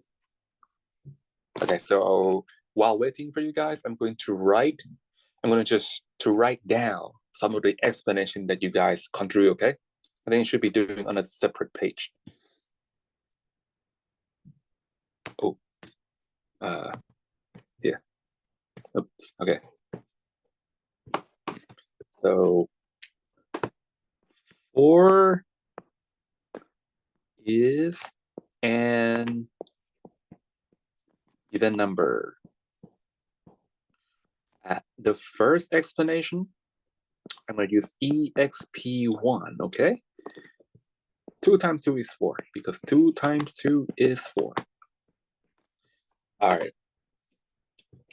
Anyone else can come up with any other explanation for this? Like, it can be pair. Come again? It can be pair. It can be pair, right? Yeah. Okay, explanation number 2, because it can be pair. Thank you so much again. Very nice. Okay. It can divide it by 2 and make an integer number. Ooh, look at that. It can be divided by 2 and make an integer. Thank you very much. Any other explanation?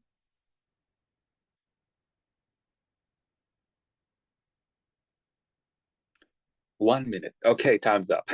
All right. So basically, everything you guys said so far is very good, is correct. Okay. But we are talking about explanation. And of course, explanation is going to contain somewhat theory, linking word. Okay. So we start off on our right foot here. Okay. But to really turn this into an explanation, you will need to refer to some sort of rule. And I think that rule is something close, similar to explanation number 3. Okay, well, first of all,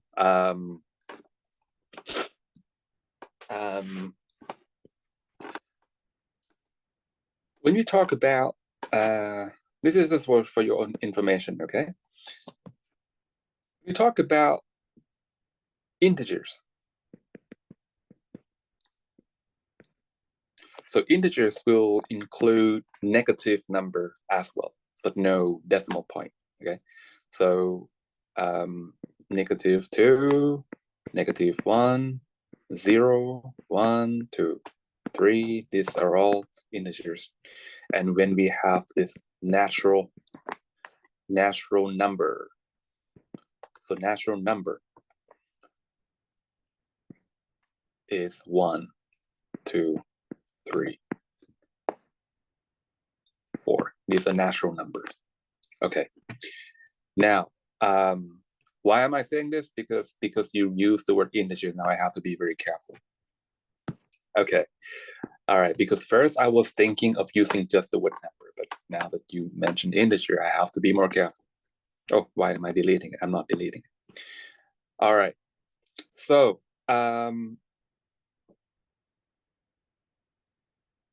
a principle here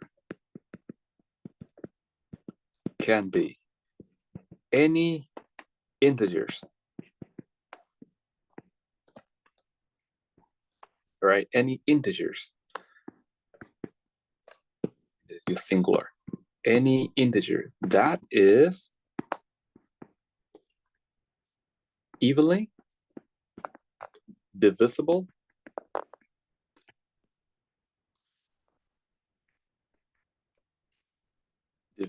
by 2. Evenly divisible by 2 means when you divide it by 2 and it gives no remainders. Okay. In fact, I can just use that exact term. Any integer that is divided by 2 without any remainder. That I think that sounds even more clear. Okay, any integers that can be divided by 2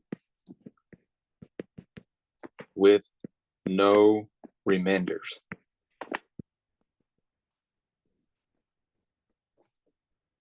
Is considered an even integer. But let's just call it number, all right, for simplicity's sake. Okay, so when we using the word number here for simplicity. So that means -4 is also an even number, but okay. For simplicity, use the word number. Any number that can be divided by 2 with no remainder is considered an even number. So that's the principle. Next, we're gonna need what? Example. Okay. Okay, so our example will come from our subject here. Okay, so 4. In fact, let me just make it sound a little bit less formal. When you divide 4 by 2, you get 2 as a quotient on hand, okay, with 0 remainders. Make me say it, right? Okay, when you divide 4 by 2, you get 2 with no remainders. And your claim will be the same as your conclusion will be the same as your claim. In fact, claim is the same as your conclusion.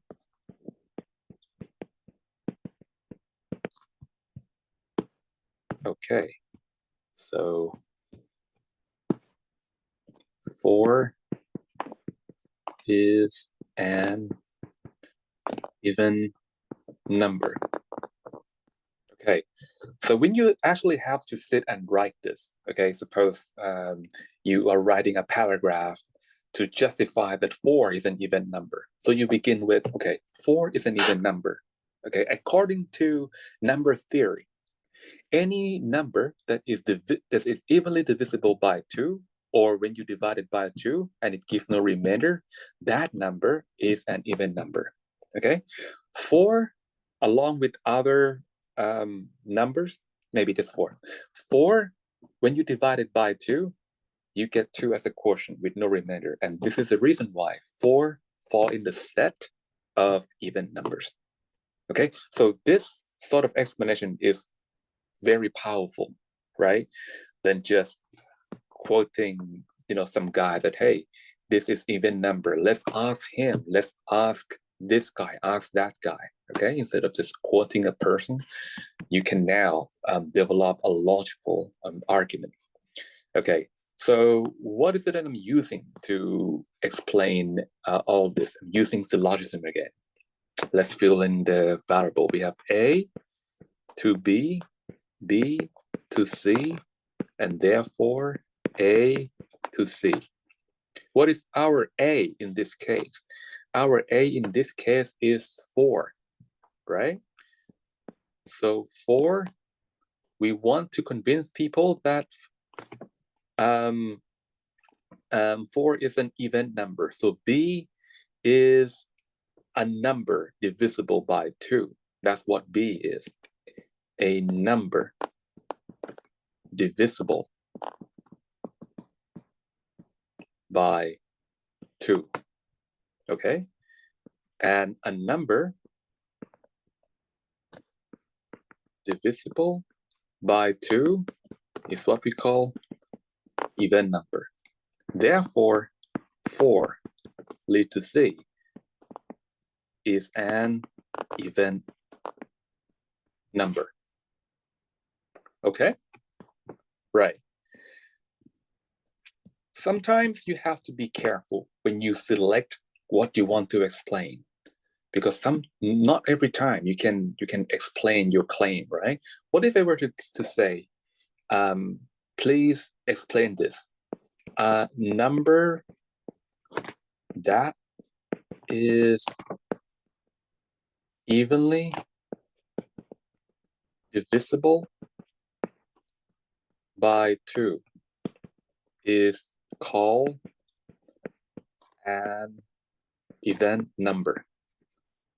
Okay, if I ask you a question like how or why, can anyone explain this? A number that is evenly divisible by 2 is called an even number. Why is that? Why is it so? It's going to be very hard, isn't it? Because you have reached the bottom of the ocean. This is the rule. You don't explain the rule. You use the rule to explain something else. Okay? So when you are reasoning something, just make sure that your claim is not a principle. Your claim can be something objective, no problems. But your support, your principle has to be something more objective, okay? Or a well-established rule.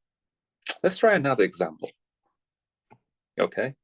About how you select your claim. Okay, what if I were to give you this statement? Is there something wrong with my Zoom? Can you guys still see me? I think so. Okay, I just heard a sound. But I think everything is fine. When the number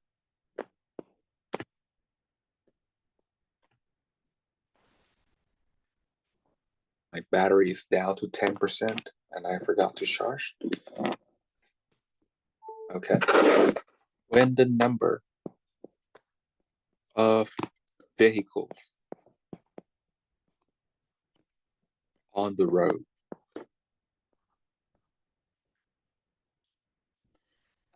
exceeds the road capacity. In other words, the lanes, okay?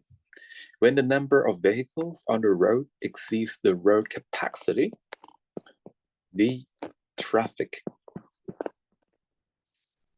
will start to become congested. Okay, right. Here is my claim. I will give you guys 3 minutes to try to come up with an explanation. Okay, in fact, let's take a break right now because this has been another hour. Okay, so I will see you in 10 minutes. So you have time to prepare your explanation for me. Okay, sorry, my voice. Okay, so think about it. I'll see you in 10 minutes.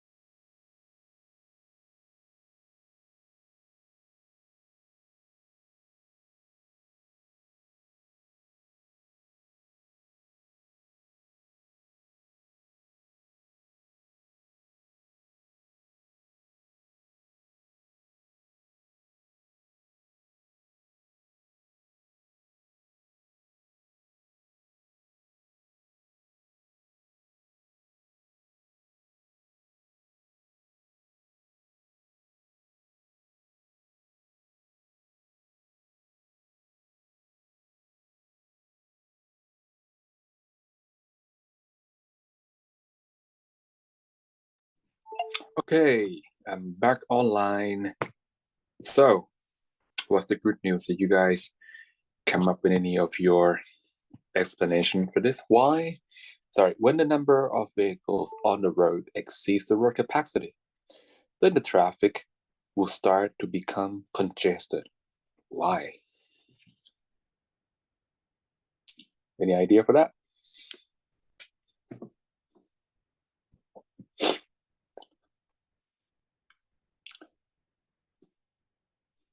No, right? It's quite hard to to ask the question why or how and get the answer for this, right? But um, but if I change the question to, can you give me any example?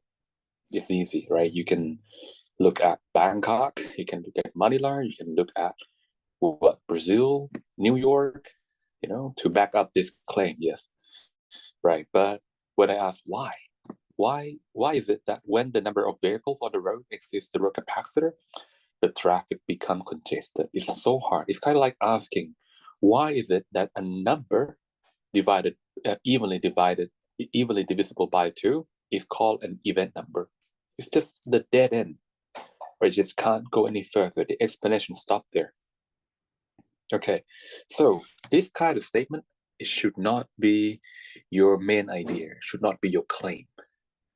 Okay, instead, if I'm allowed to pick any claim that I want or any topic sentence that I want regarding traffic congestion, I would say some things like my pencil. Okay, sorry, my pencil. I would say some things like people migration, or just say work migration. Yeah, work migration.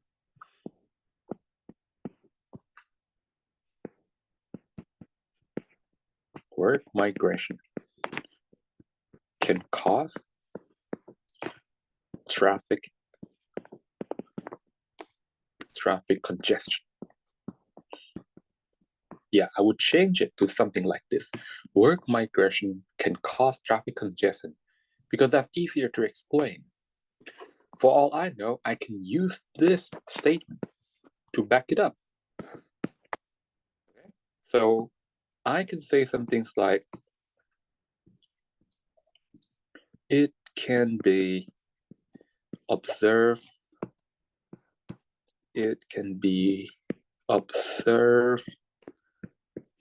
in many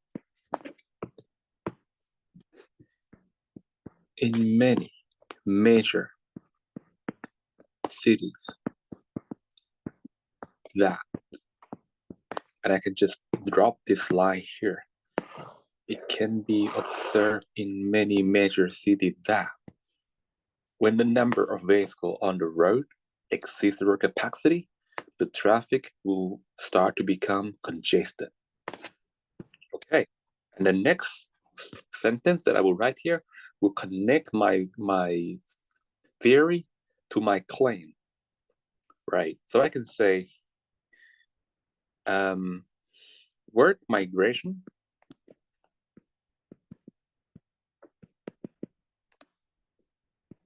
okay, work migration, or I can just use a different term, just mean work migrations, right?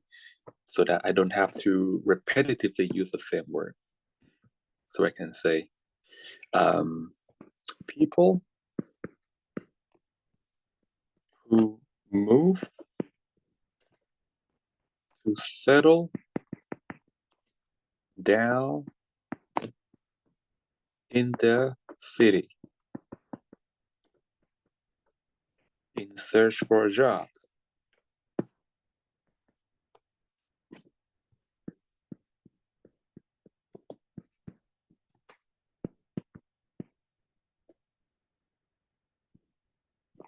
Okay, people who move to settle down in the city in search for jobs need cars for their everyday commute or transport. Okay, needs car for everyday commute.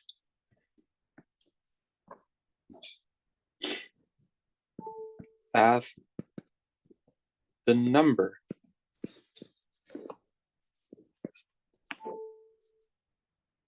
of this, I should just say of them, as the number of them increases,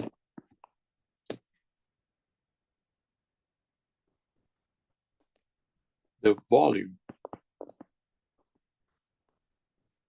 of traffic, the volume means the number of cars on the road, the volume of traffic also rises. But the road capacity is just stay the same, right? However, the number of lanes, that's the road capacity, does not change or does not increase with the volume. Okay, and I can just extend, I can say,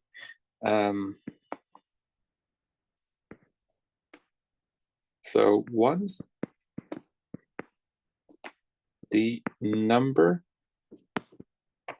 of cars reaches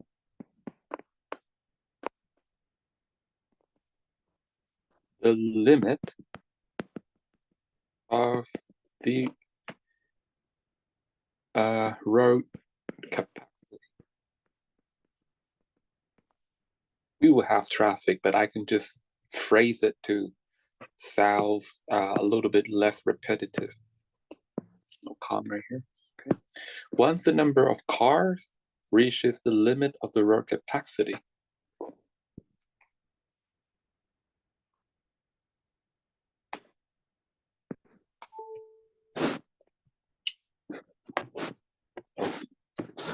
so what's wrong with the connection? Okay, I'm down to 11%, and let me just change my charging cable first of all, just to prevent my battery from dropping any further.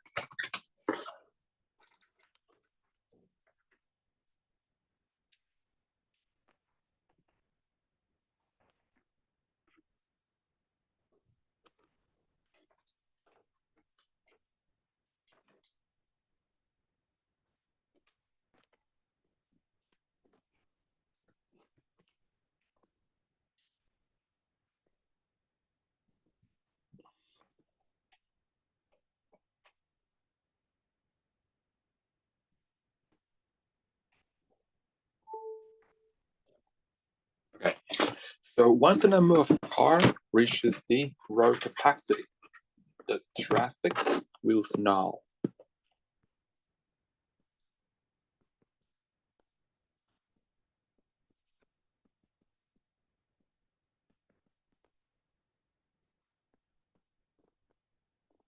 Okay, or you can say the cars, all the cars will be moving very slowly or at a much slower speed. Okay, so you see we have a lot more to write if we change our claim from when the number of vehicles on the road exceeds the road capacity, the traffic will start to become congested, to work migration can cause traffic congestion. Okay, right. Okay, so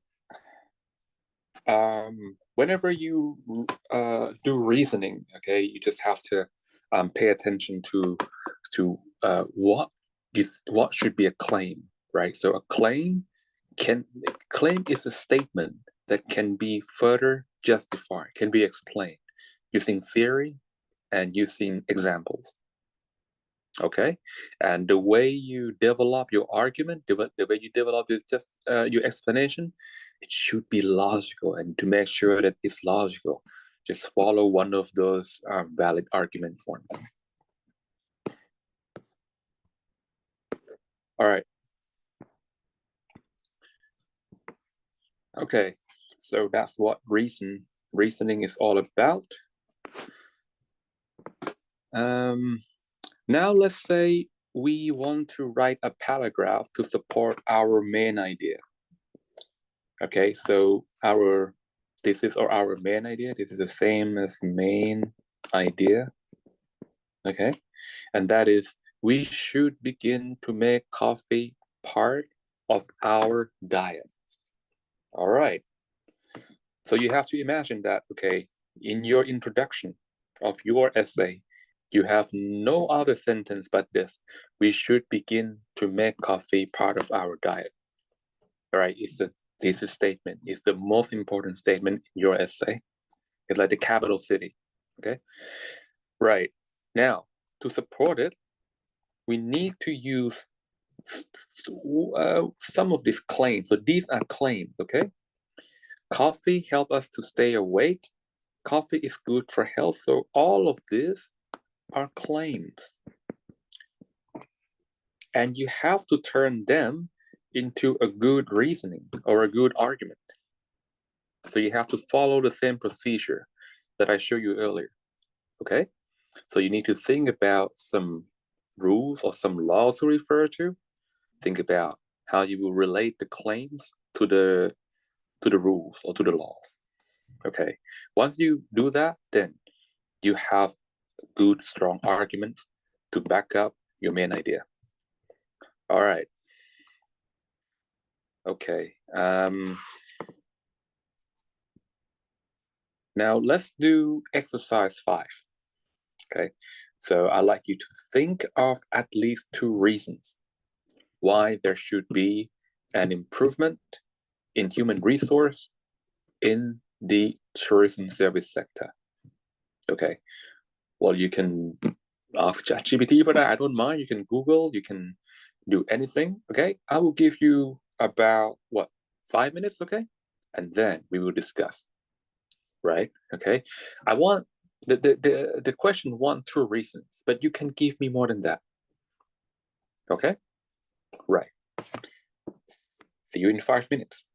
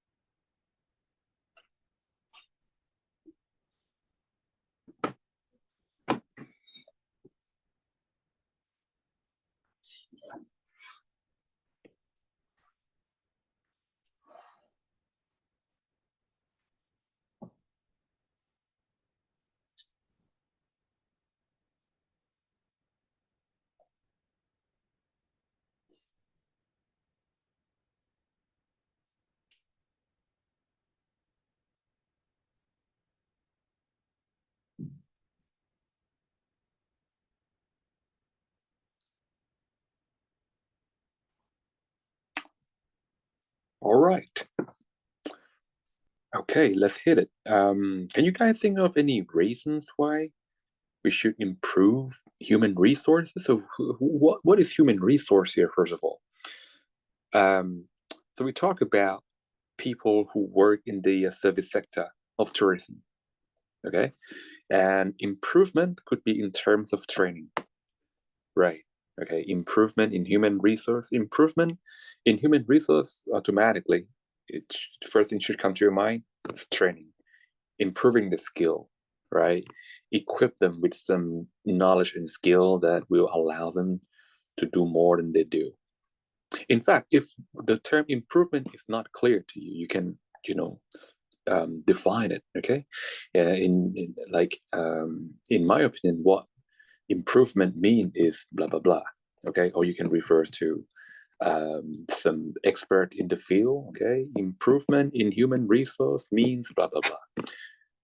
But let's not worry too much about the valid source of information. Okay, this can come from your knowledge and experience. I don't mind whether this is going to be valid or not. I don't really care. I'm not going to look it up. Okay. So, can you think of any reasons why there should be improvement in human resource in tourism service sector?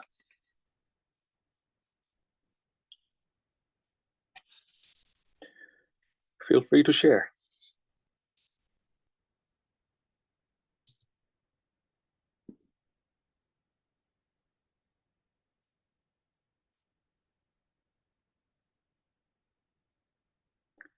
Anything? Nope. No worries. Okay, well, if you ask me, why should there be an improvement? Okay, every time we asking the question why, okay, we have to think of either what happened in the past or what we want to happen in the future.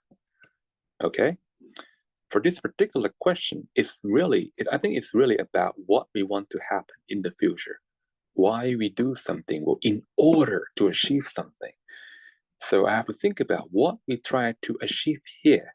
Why would we want to spend money training our staff members? What do we try to achieve?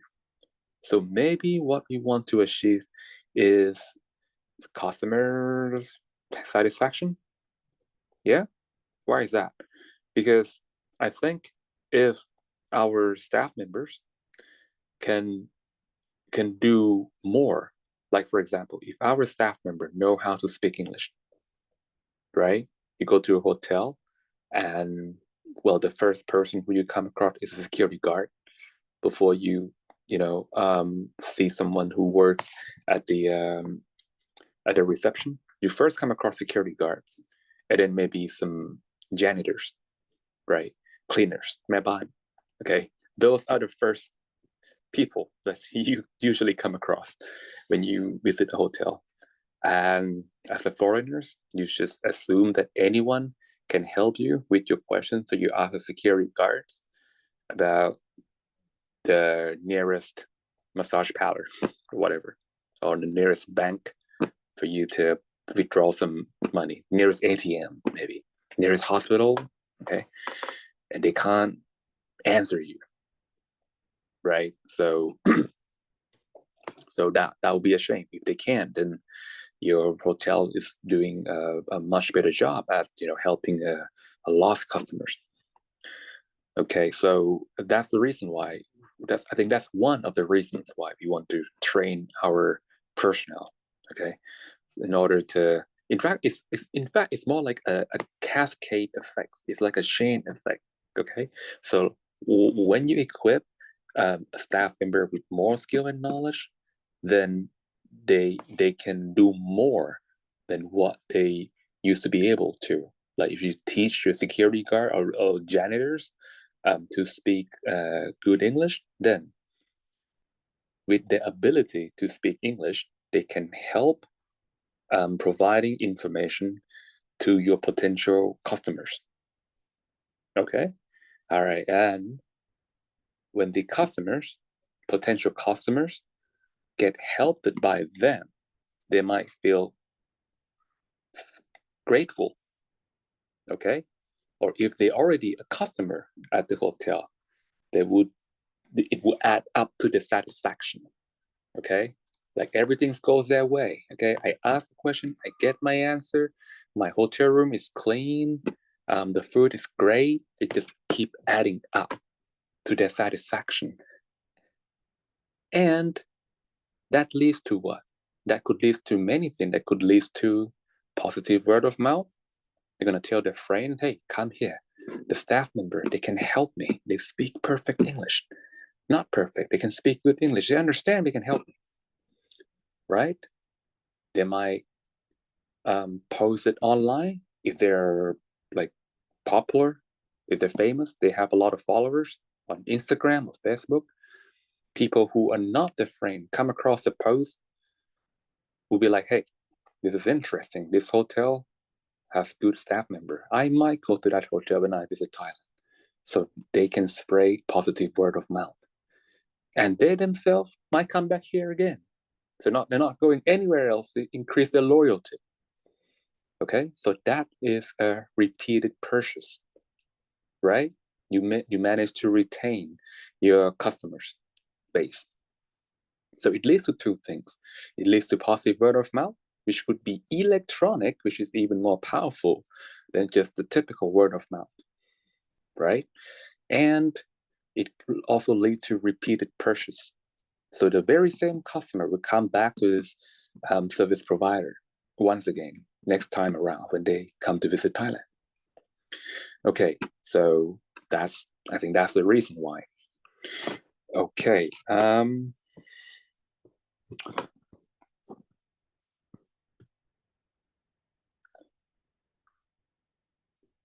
And what could be another reasons?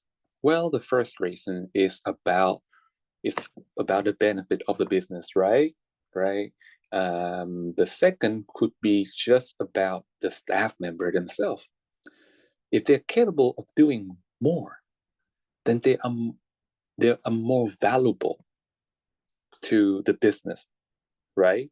They become great asset to the company, and they should deserve more what? More rewards. Okay, so by attending the training, it's a win-win for the business and also the employees, because the employees should be paid higher rate because they are now capable of doing more than what they were assigned to do in the first place. Okay, they can take on more responsibility, so they are worth more now to the company. So it's also good for the employee. They get better paid. Okay, they get better paid. Right. Next, let's talk about description and anecdotes. So what the heck is anecdotes here? That's word sounds weird. So anecdotes is nothing but a short story, all right? Short story about personal experience. So who's in charge of that? You in charge of making your own short story. Who's going to validate that? No one.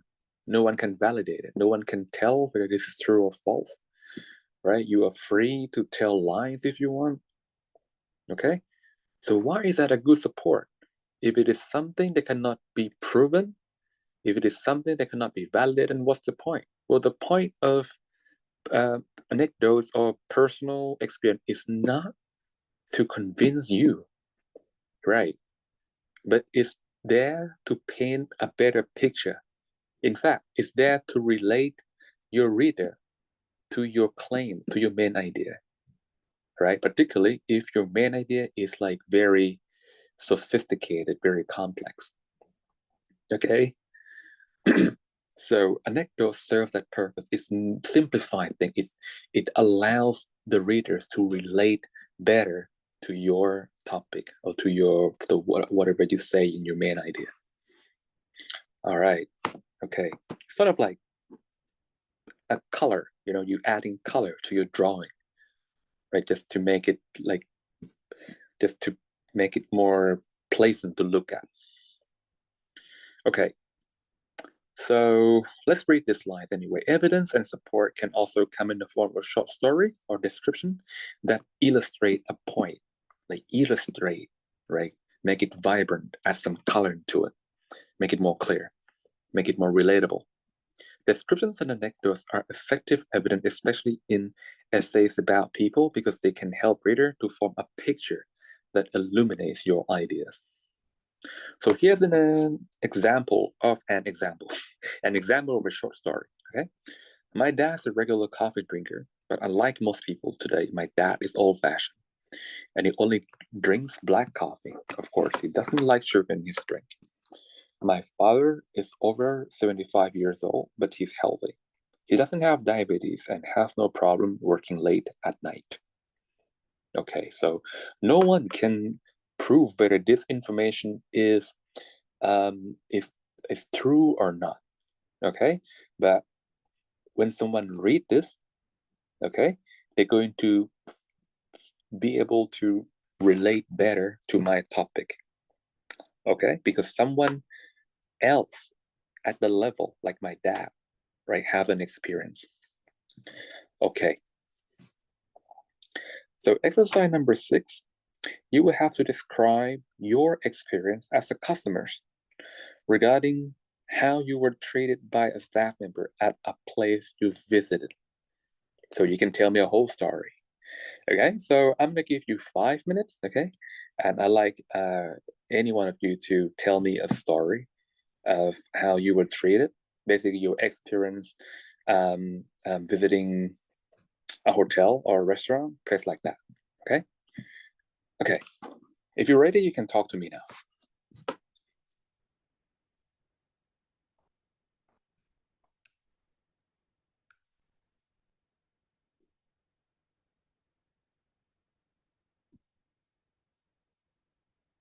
So anyone has a story to share? Be my guest, okay?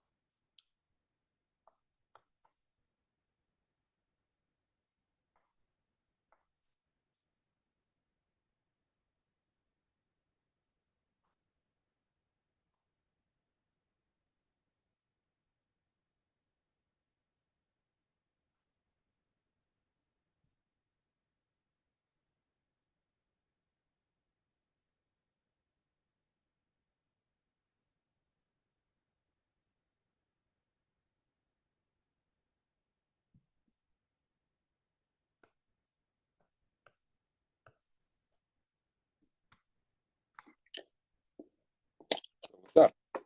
Anyone? No one has been traveling lately, I can see. Okay. Right. Well, me, I haven't been traveling either. For the past 1.5 year in New Zealand, I did nothing but work and study. I work 3 jobs and I hardly visit anywhere. Yeah. So can't think of any either.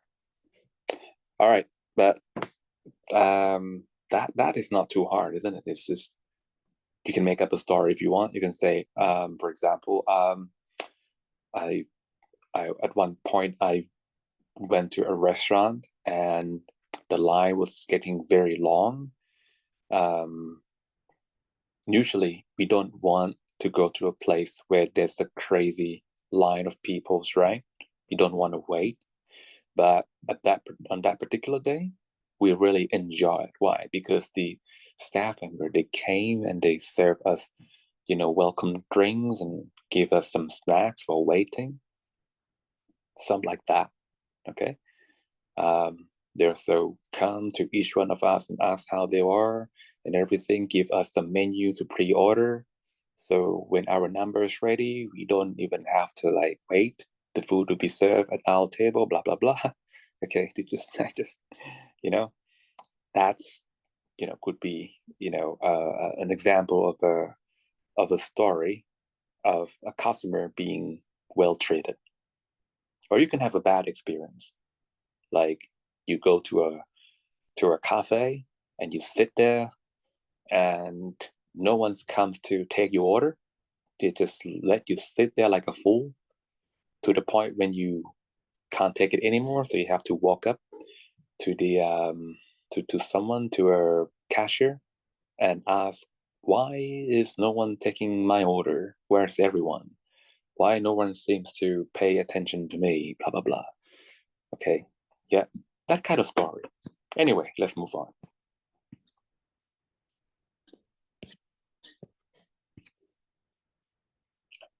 All right, next we down to expert opinion and analysis. Okay, so what is it all about? Okay, let's read this first few lines. It says, during a trial, lawyers often call upon expert witnesses to help them make their case. These witnesses were not involved in the crime, but they have expertise that can help the jurors determine the guilt or innocence of the defendant. Okay, first of all, this analogy is about is something to do with lawsuit, right? So you guys might not be familiar with a few things here. Okay, so first of all, let's imagine a courtroom, okay? But not a courtroom in Thailand, right? A courtroom in America where there are jurors. So who are jurors? Jurors are a group of people, right, who just sit in the courtroom and they're going to help the judge to come up with a decision. Okay. I think the Thai word for that is kana lukun. Okay. Right. So they have that in some of the US court. Okay. What is expert witness? Expert witness. Well, what is witness, first of all? Witness is someone who happened to see, who happened to be there at the incident, at the crime scene. All right. Okay. Someone who can provide useful information for the court. That's witness. Okay. But expert witness are not people who were at the crime scene. Right. Expert witness are just people with knowledge about something that could be useful for the judge. For example, say there's a crime that involves fire accidents. Okay, say it happens at, I don't know, an apartment somewhere. Okay, now we don't know the source of the fire. Okay, but based on the evidence we found, maybe what you call burned, what is that thing? I forget it. Okay, suppose we found certain flammable gas. Okay, maybe firefighter, when they arrive at the incident, they can smell this particular gas, and it turns out that the gas is flammable. Okay, so an expert witness, right, when they listen to the description of the gas, they are able to determine what sort of gas that could be. Okay, so that is going to help the judge to determine the source of the fire better. So instead of blaming some guy for cooking accident, okay, now with this piece of evidence and expert witness, they are now able to identify the more likely the source of the fire. Okay, that's what expert witness is all about. Okay, now carry on. Similarly, in many essays and particularly in research papers, much of your support will come in the form of expert opinion and analysis. The expert you call upon can help you demonstrate the validity of your thesis. You can collect expert opinion and analysis in two ways: by interviewing the source yourself, or by finding prints or other records, sources of expert opinion or analysis, secondary research. Okay, so what does that mean? Okay, I'm not sure if any of you has heard of something called literature review. Okay, so literature review is a practice of reading a lot of scientific journals, either to see what they have found in that particular area of study. Okay, all right, see what they have found for the fun of it. Okay, or to be able to come up with a sound research questions. Imagine this. When you become a researcher, right? When you conduct a study, it's kind of like you go into a room, right? You go into a room, a square room, but it's so dark, all right? It's dark. So you need what? A flashlight, and you need to pan it around, okay? To see what's in that room, okay? Now, suppose you are looking for an object, could be what, a chair, right? You're looking for a chair in a dark room. So you have to scan every line, every corner, okay? If you have a very good flashlight, you can just turn on the flashlight and you will see everything in that room. And then you will see where that chair is in your room. But let's say if you have a very small flashlight, right? Okay, very, very small. So you have to, visit every corner in the room with that small flashlight of yours, okay? You just keep on scanning every lines in that room until you find that chair. And when you find that chair, then you know that, hey, there is actually a knowledge gap. So share, in this case, is a knowledge gap. If there's no share in that room, then there's no knowledge gap. That means that study has attracted so much attention of the researchers. And every question has been answered. I don't share for you, okay? So you can just leave that room and find another room where there could be a share, okay? So literature review is a practice of reading a lot of literature to find a knowledge gap, to find a question that has not yet been answered by anyone. And when you find out, you are going to be the one to answer that question. So the one who sit on that chair. Okay, that's literature review. Okay. So when you read literature review, you want to keep notes of what you have read, because you will use that to back up your claim. In this case, it's going to be a research question. Okay, so your claim going to be something like, hey, so many people have done this, but no one has done this.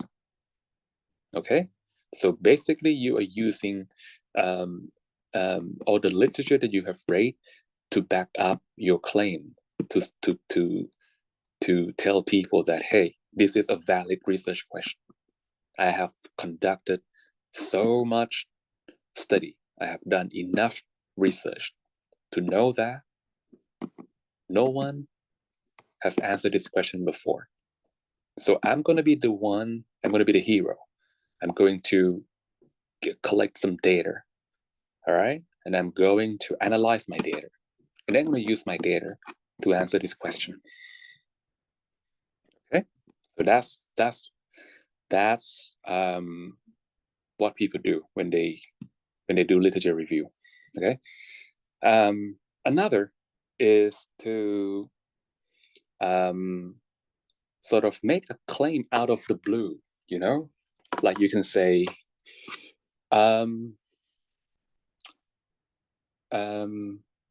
global warming will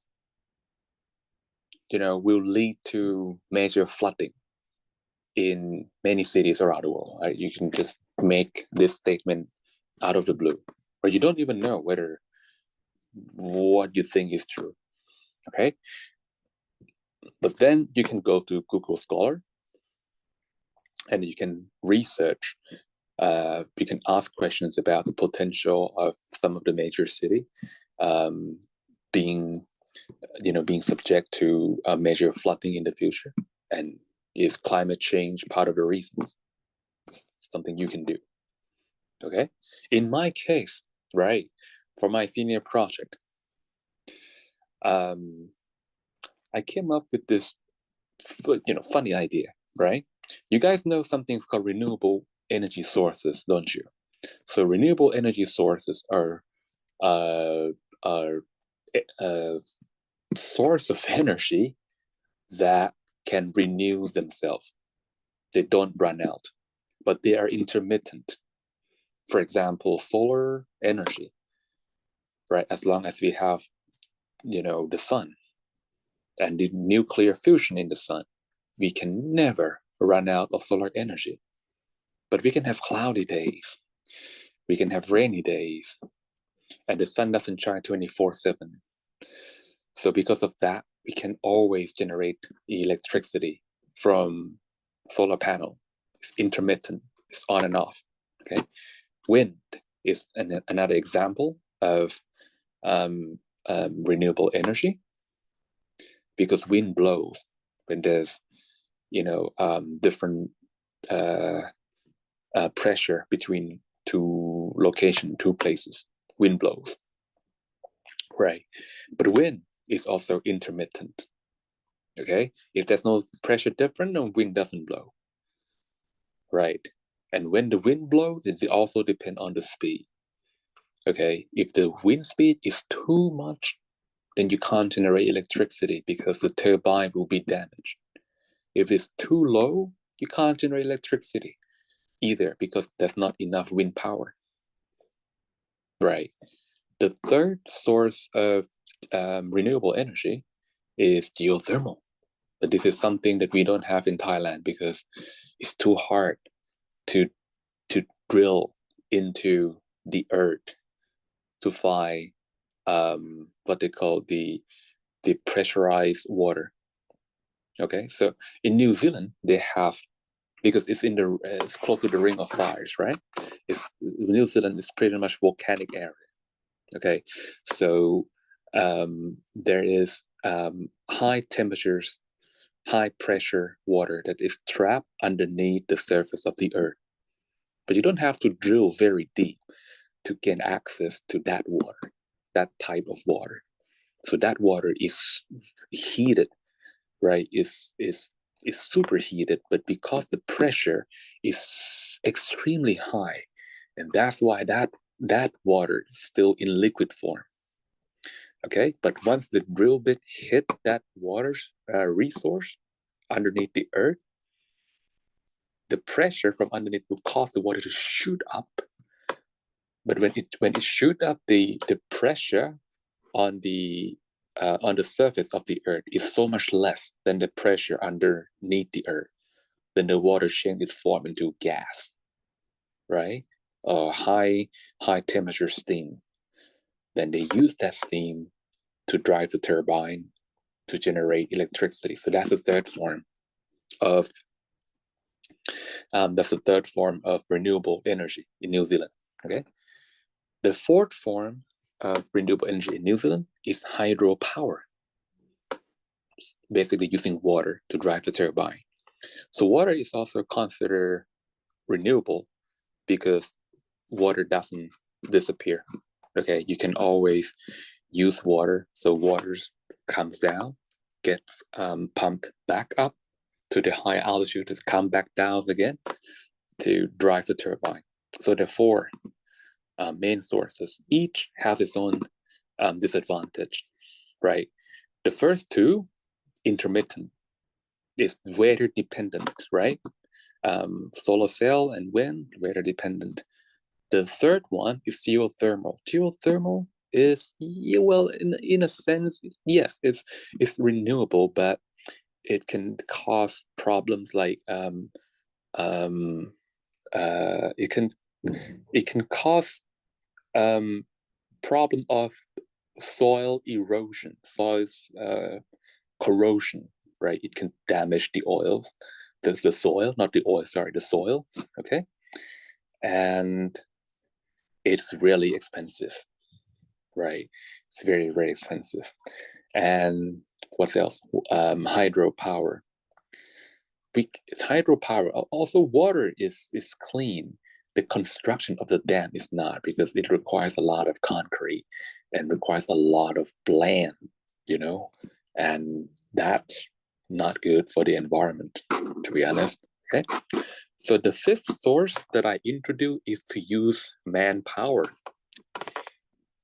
Manpower comes from us, right? And of course, the energy that will be generated from us is so little.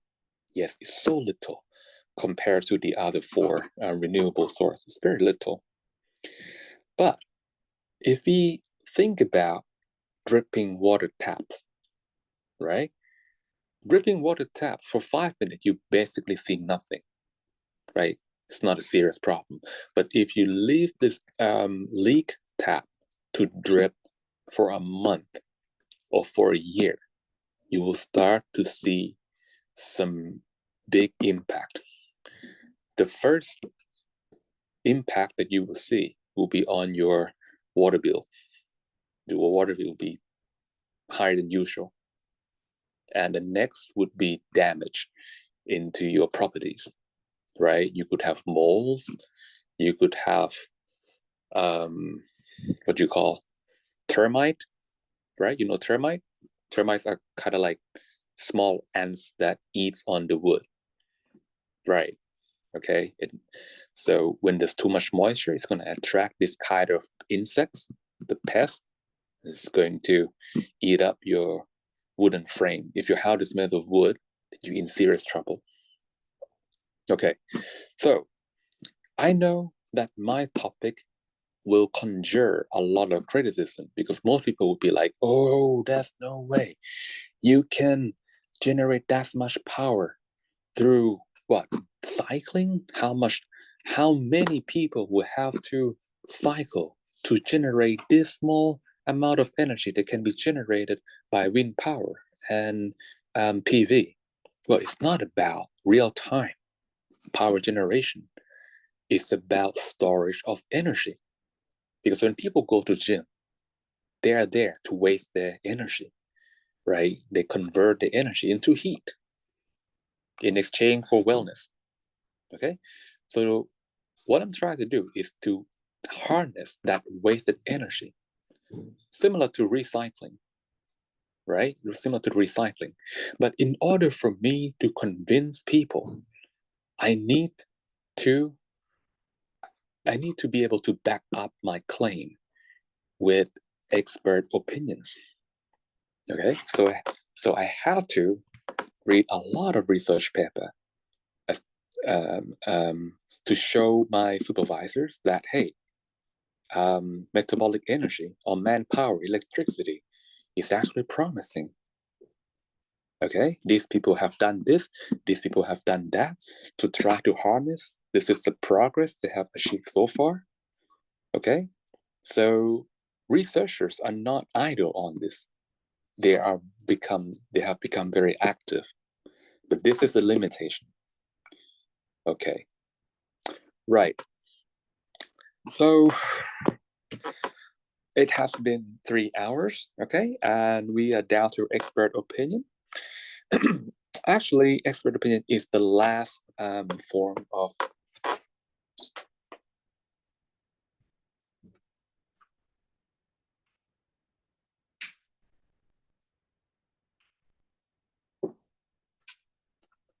okay, actually, expert opinion is the last form of support, okay, that we are going to talk about. And okay, next class, we're going to be looking at exercise 7. Okay, now for exercise 7, we are going to actually try to develop a support. Okay, for an example would be why we should make coffee part of our diet. Okay, now if you look at all the examples that I came up with for each type of support, they are all related to coffees, right? Why? Because in the end, I'm going to be using all of them, right, to create a paragraph to support my claim. Okay, that's why you see a lot of, stuff to do with coffee. Okay, but for you, I have prepared a separate question. The key to success in international tourism in Thailand is customer service. Okay, so this is going to be for you. That's like a main idea. And you will have to write a paragraph to back that up. Okay, that is for the next class. So thank you guys very much for your attention, and I hope to see you next time. Take care. Thank you, teacher. Yep. Thanks to you too. See you. See you.